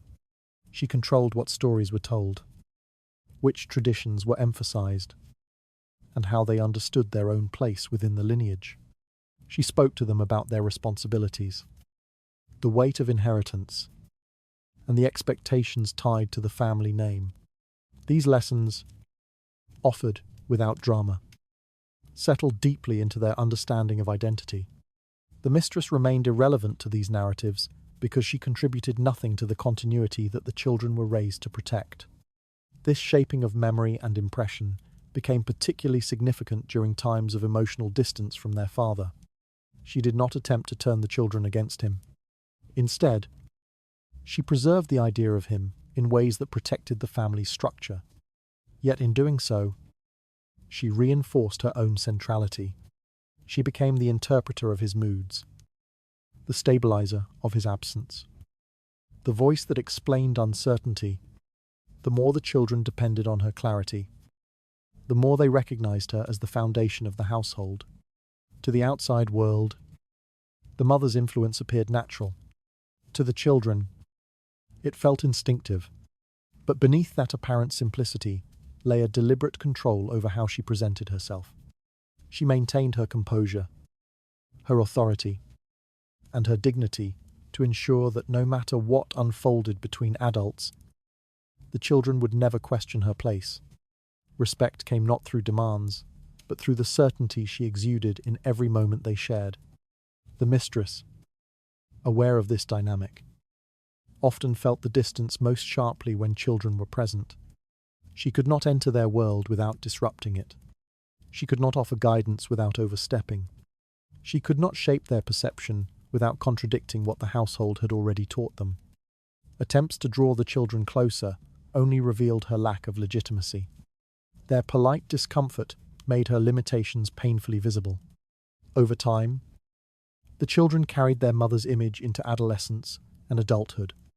They repeated her behaviors unconsciously, mirrored her steadiness in their own crises, and judged others by the quiet standards she had set. This influence endured long after fleeting affections waned and household tensions faded. Her presence shaped not just their memories but their futures, binding them to her authority in ways no external force could erode. Maternal influence, in the end, became a form of power that required no confrontation. It lived in the gaze of the children, in the stories they remembered, and in the respect they carried into every stage of their lives. It outlasted the scandal. It outlasted whispers. It outlasted the mistress entirely. What becomes unmistakable is that her quiet shaping of her children's world anchored her place more deeply than any public claim could. That steady influence moved through their daily lives like a thread connecting every moment back to her. From the quiet strength of that connection, a lasting authority began to form, one that no outsider could ever displace. Silence inside a Tudor household did more than soften conflict. It carved out territory, redirected loyalties, and reshaped the balance of power without ever announcing its intentions. A wife who understood this did not rely on raised voices or confrontation.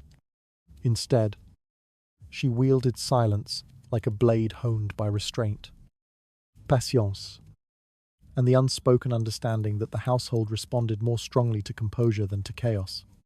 Every moment she withheld reaction. Every breath she measured, strengthened her position while diminishing the influence of those who thrived on disruption. Her silence was not passive. It was deliberate, controlled, and attentive. She listened to tensions building in the walls around her, noted the shifting movements of servants, and sensed the husband's wavering presence with precision. Yet she did not let frustration break through her calm. She let others reveal themselves while she remained still. In this stillness, people recognized a stability they could lean toward, a center they could orbit. Silence became her structure, a space that allowed reflection, forced others to confront their own behavior, and made her the constant in a home filled with emotional inconsistency.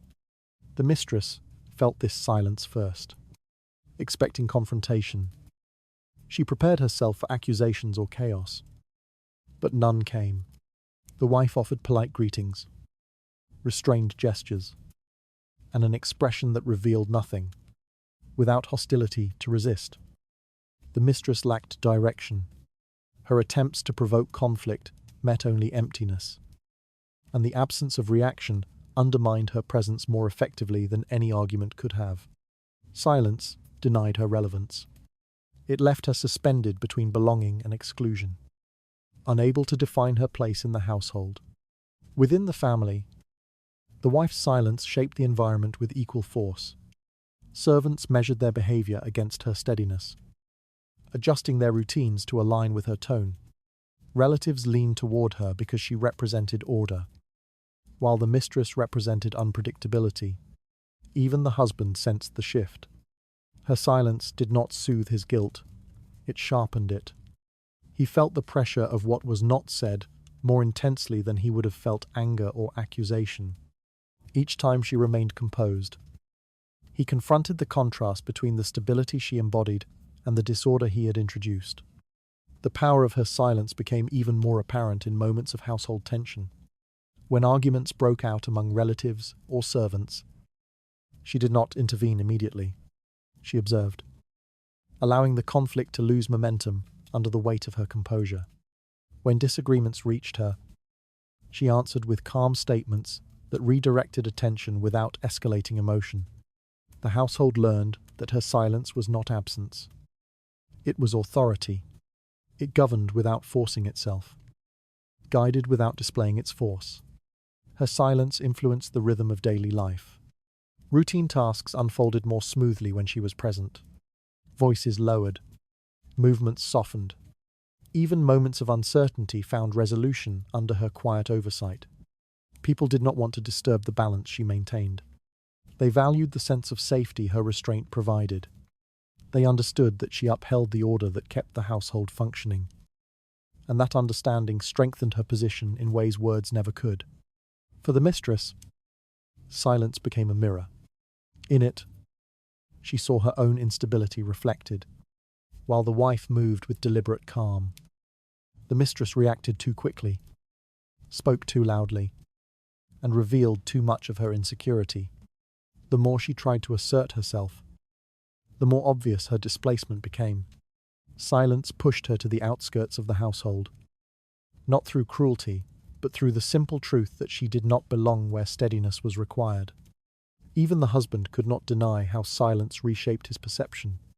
In moments when he sought justification for his actions, he found none in his wife's behavior. Her silence offered no accusations he could argue against, no displays of grief he could dismiss. Instead, it forced him to sit with the discomfort he created. His attempts to rely on the mistress for distraction felt increasingly hollow when contrasted with the quiet dignity that met him each time he stepped into the home's central rooms. As days passed, the wife's silence settled into the household like a slow-moving tide.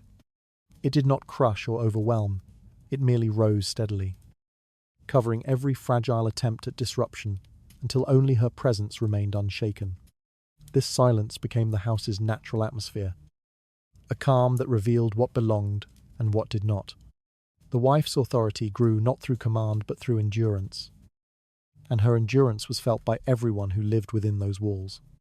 Nothing dramatic was required to preserve order. No force, no outburst, no declaration of power. All she needed was silence. Controlled, deliberate, unwavering. Through it, she reinforced the boundaries of the household, protected her position, and reduced the mistress's influence to a faint echo that no longer disrupted the rhythm of daily life. What becomes unmistakable is that her silence reshaped the home more effectively than any spoken claim could. That measured quiet settled into every corner, pressing back against disorder and restoring balance without raising a single word. Once that quiet strength took hold, an undeniable shift began to rise beneath the surface of the household's fragile calm. Religion and social expectation shaped the Tudor world more deeply than personal desire ever could. And a wife who understood this learned to stand within those structures with unwavering steadiness. She did not speak of righteousness or accuse anyone of wrongdoing. She simply aligned herself with the moral order everyone around her already believed in. By doing so, she allowed the weight of tradition, faith, and social judgment to strengthen her position without having to lift her voice or extend her hand. Within the household, people observed how naturally she fulfilled the expectations placed upon her. She attended church regularly, not for display, but with a calm devotion that reflected duty rather than spectacle. Her prayers were quiet, her presence steady. Others saw her kneeling with the children, guiding their hands, whispering instructions with gentleness that did not need to be seen to be understood. These simple acts affirmed her role not just as wife and mother, but as the moral center of the home. No one questioned her place because she embodied everything the community believed a rightful wife should be. The mistress, by contrast, existed outside this framework. Even if she tried to imitate piety, the attempt carried a hollowness that others could not ignore. The church recognized no place for her. Society granted her no status. Every time she appeared in public, she attracted glances heavy with disapproval, not because of who she was, but because of what she represented, a disruption to moral order. The wife did not need to emphasize this difference. The world did it for her. Social norms shaped every interaction that followed. Servants, who often mirrored the attitudes of the community, treated the wife with instinctive respect. They saw her as the lawful figure, the woman whose presence aligned with the values that governed their own lives. Her calm, her restraint, her devotion, all of these anchored their understanding of where loyalty belonged. When they looked at the mistress, they did not see someone to obey or admire. They saw someone who would never occupy the center of the household. No matter how the husband's affections shifted, relatives reacted with even greater sensitivity to these norms. A wife who upheld tradition gave them comfort. Her behavior reassured them that the family's honor remained intact, despite the private turmoil they suspected. They leaned toward her naturally, not because she sought their approval, but because she made it easy for them to preserve their own respectability by standing beside her. To support the mistress, even subtly, would have risked their own reputation. Thus, they kept their distance from her, leaving her isolated in a world where legitimacy determined every connection. The wife, aware of this dynamic, did not exploit it openly. Her restraint allowed the moral weight surrounding her to speak on her behalf. She moved through the household with deliberate calm, never referencing the mistress, never reacting to provocation, never seeking sympathy. This composure made it clear that she lived within the framework of duty. Her silence reinforced the perception that she embodied virtue, while any sign of agitation from the mistress appeared as evidence of impropriety. Even when the wife suffered, she suffered quietly, and the world honored that quiet. The husband felt the pull of these norms as well. In public settings, standing beside his wife, he confronted the image of stability she represented. Her presence reminded him of expectations he had grown up with, values he had internalized long before. Desire blurred his judgment. When he looked at the mistress, however, he saw someone who existed outside every system that gave meaning to his own identity. No matter how strongly he felt drawn to her, the conflict between moral expectation and emotional impulse pressed against him. The more he resisted that pressure, the heavier it became.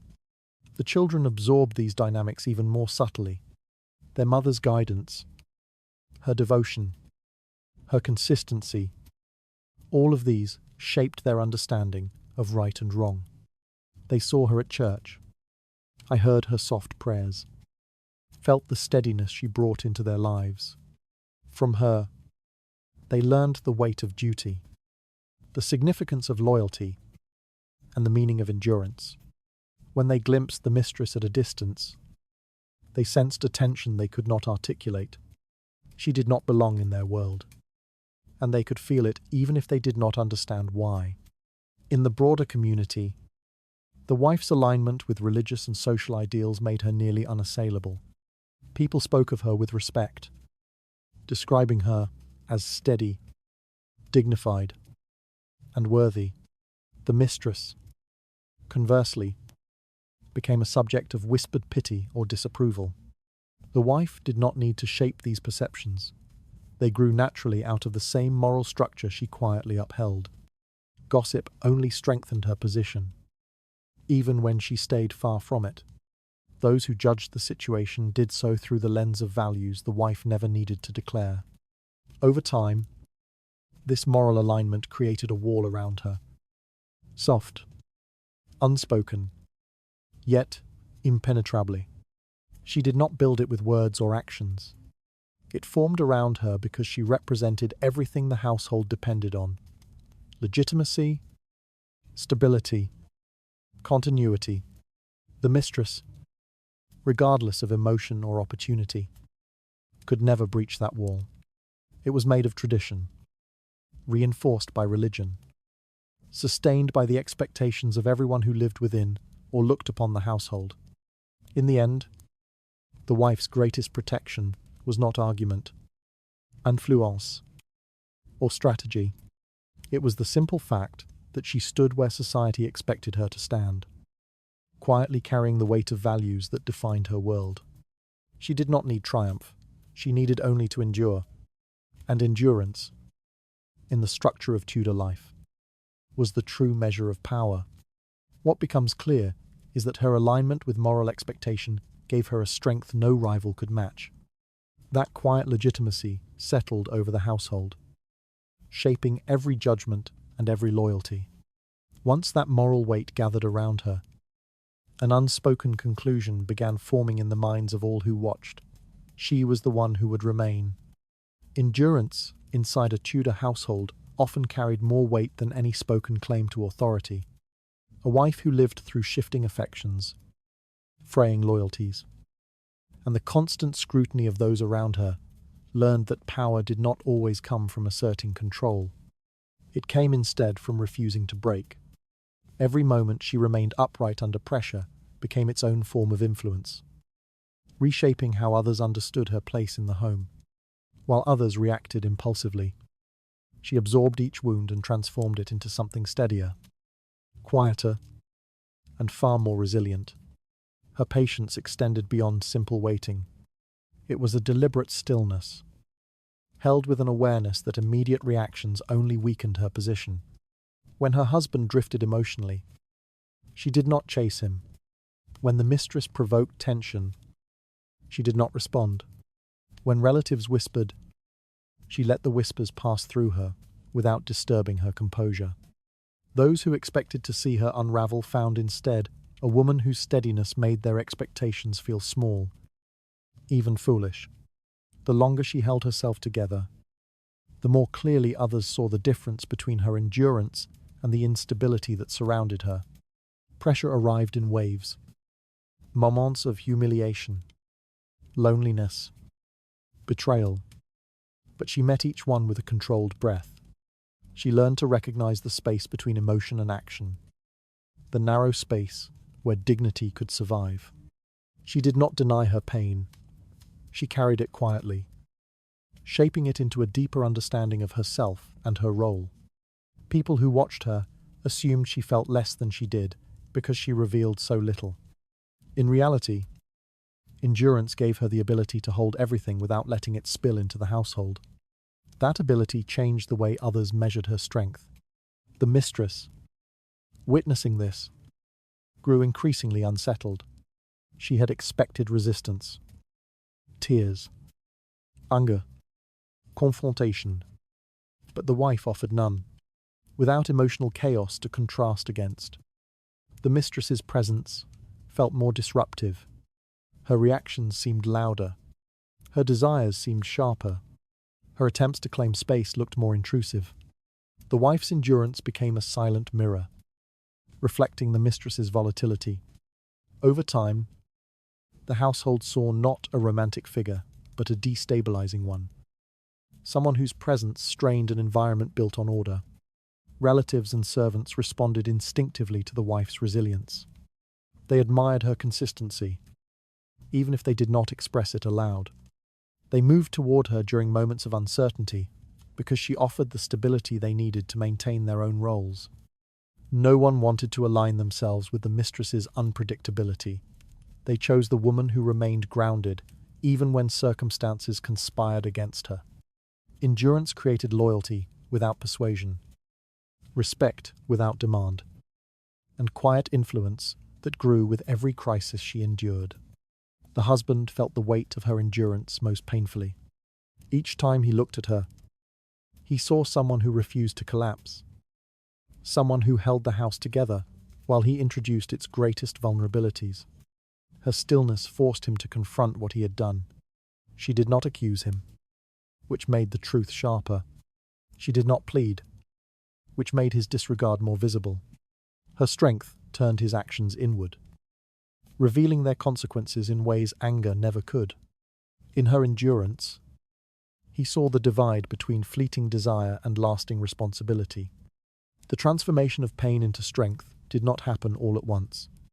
It unfolded slowly, through countless small choices, choosing to stay silent when insulted, choosing to stand steadily when ignored, choosing to continue her responsibilities when others expected retreat. Each choice layered itself on the next, until endurance became not merely a reaction but a force. The household began to feel it. The mistress began to fear it. The husband began to respect it. Even if reluctantly, endurance reshaped the atmosphere without ever declaring itself. Her ability to withstand pressure also allowed her to anticipate the future more clearly. She understood that emotions shifted, but stability remained essential. She saw that momentary suffering could become an advantage later, proof of her strength, evidence of her legitimacy, a quiet testament to her resilience. Even her children, watching her move through the household with unbroken composure, learned that dignity was a kind of armor. They absorbed her endurance as a model for their own lives, carrying forward the lesson that power does not always shout. Sometimes it whispers through perseverance. Over time, her endurance created a form of gravity. People found themselves orbiting her steadiness without realizing it. Each unresolved conflict dissolved more easily in her presence. Each emotional surge softened when it reached her. She became the quiet center of the household, not because she demanded it, but because she remained when others faltered. Her endurance outlasted scandal, desire, and disruption. It revealed that the person who suffers without breaking often becomes the one others rely on most. In the world she lived in, where legitimacy and perception shaped every aspect of life, endurance became the tool she used to transform vulnerability into influence. Her silence held weight. Her patience held authority. Her ability to remain intact held the household together. What becomes unmistakable is that her resilience shaped the home more deeply than resistance ever could. That unbroken steadiness settled into the household's rhythms, redefining what strength looked like in its quietest form. Behind that growing recognition, a deeper shift in power began to settle into place, one built entirely on the endurance no one could take from her. Power inside a Tudor household did not belong to the one who demanded attention, raised her voice, or fought openly for space. It belonged to the one who understood how easily noise scattered, how quickly passion burned itself out, and how deeply silence could reshape the foundations beneath everything. The wife, moving through each day with deliberate restraint, never sought to overpower anyone. She simply endured longer, stood steadier, and allowed the household to settle itself around her. The quiet she created became the measure by which every other presence was judged. She watched the chaos that others introduced without letting it pull her off balance. Arguments found no echo in her. Accusations dissolved before they reached her.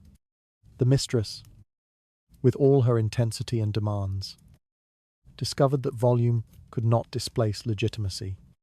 Each time she tried to assert herself, she confronted a force she could not break, the wife's unshaken calm. That calm revealed the difference between disruption and authority. It made clear, to everyone watching, that the noise was temporary. Endurance was not. The household accepted this truth slowly. Almost unconsciously, servants who once worried about shifting loyalties realized that the wife's presence remained the one fixed point in every unstable moment. Relatives who feared scandal took refuge in her steadiness. Even children sensed that her restraint carried a meaning deeper than any display of emotion could express. By existing without collapse, without tears, without bitterness, she embodied a kind of strength that felt inevitable. The home leaned toward her because she gave it something firm to lean on.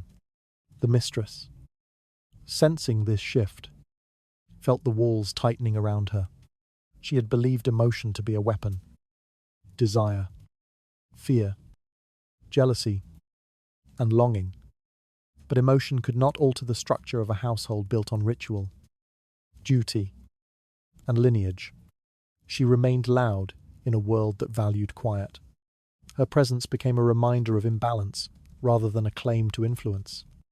And the more she tried to assert herself, the more clearly others saw how much she did not belong.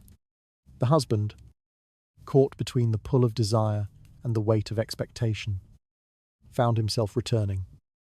Emotionally, socially, publicly, to the center the wife represented. Her silence left him with no argument to challenge, no accusation to reject. Instead, he confronted his own actions in the quiet she created. Her restraint revealed everything he had tried to avoid seeing. Without speaking a word, she reminded him of the order he had disrupted and the promise he had broken. It was this quiet confrontation, not anger, that softened his defiance. Inside the home, silence became the atmosphere. Not an oppressive silence, but a clarifying one. A silence that separated what was permanent from what was transient. The wife's presence shaped this environment. Her footsteps carried no urgency. Her voice, when she spoke, settled disputes rather than igniting them. Her decisions its restored rhythm, where turmoil had threatened to unravel it. In doing so, she made unmistakably clear that authority lived in constancy, not in dramatic gestures. Quiet did not mean weakness. Quiet meant she did not need spectacles. Quiet meant she did not need to prove anything. Quiet meant she knew exactly where she stood and knew that no one could move her from that place. Her silence, shaped by endurance and guided by discipline, became a force the household responded to instinctively. Those who observed her came to understand that the loudest person was not the one who held power. The loudest person was simply the one who struggled hardest to be seen. As weeks turned to months, the imbalance corrected itself. Whispers died away. Conflicts faded. The mistress's influence thinned until it became little more than a faint disturbance at the edge of the family's daily life. What remained was the wife. Steady, composed, the figure everyone returned to when they needed clarity or reassurance. She did not celebrate this victory. She did not reveal satisfaction or triumph. She simply continued as she always had, with quiet grace that required no acknowledgement to be felt. The household breathed easier around her. Routines regained their rhythm. Children laughed more freely. Servants resumed their tasks without hesitation. Relatives returned with fewer questions and softer expressions. Order did not announce its return. It settled into place naturally, as though drawn toward the center she had protected through every moment of uncertainty. She did not win through dominance. She won through gravity. Her presence, unshaken by scandal or turmoil, anchored the home more deeply than any outburst could have. Her victory lived not in a single moment, but in the slow accumulation of countless small choices, each one quiet, controlled, and rooted in a strength deeper than pride. In the end, no confrontation was needed, no declaration, no dramatic reversal, no grand overture. The household simply found its balance again, and when it did, she stood at its heart, exactly where she had always been. What becomes unmistakable is that her strength revealed itself most clearly in the quiet she maintained. That quiet gathered around her until it restored the order others had tried to break. And within that restored order, the truth settled gently into place. She was the one who had never lost her place at all. Tonight, as the echoes of this Tudor household fade, and only the soft outline of its restored order remains, may your thoughts drift gently toward the strength that never needed to raise its voice. Let the calm endurance of the quiet victor settle into your own breathing, steady and unhurried, and may the silence that guided her through every shifting shadow guide you now into a peaceful, unbroken rest. Good night. Sleep deeply, sleep safely, and let the whisper of history carry you softly into dreams.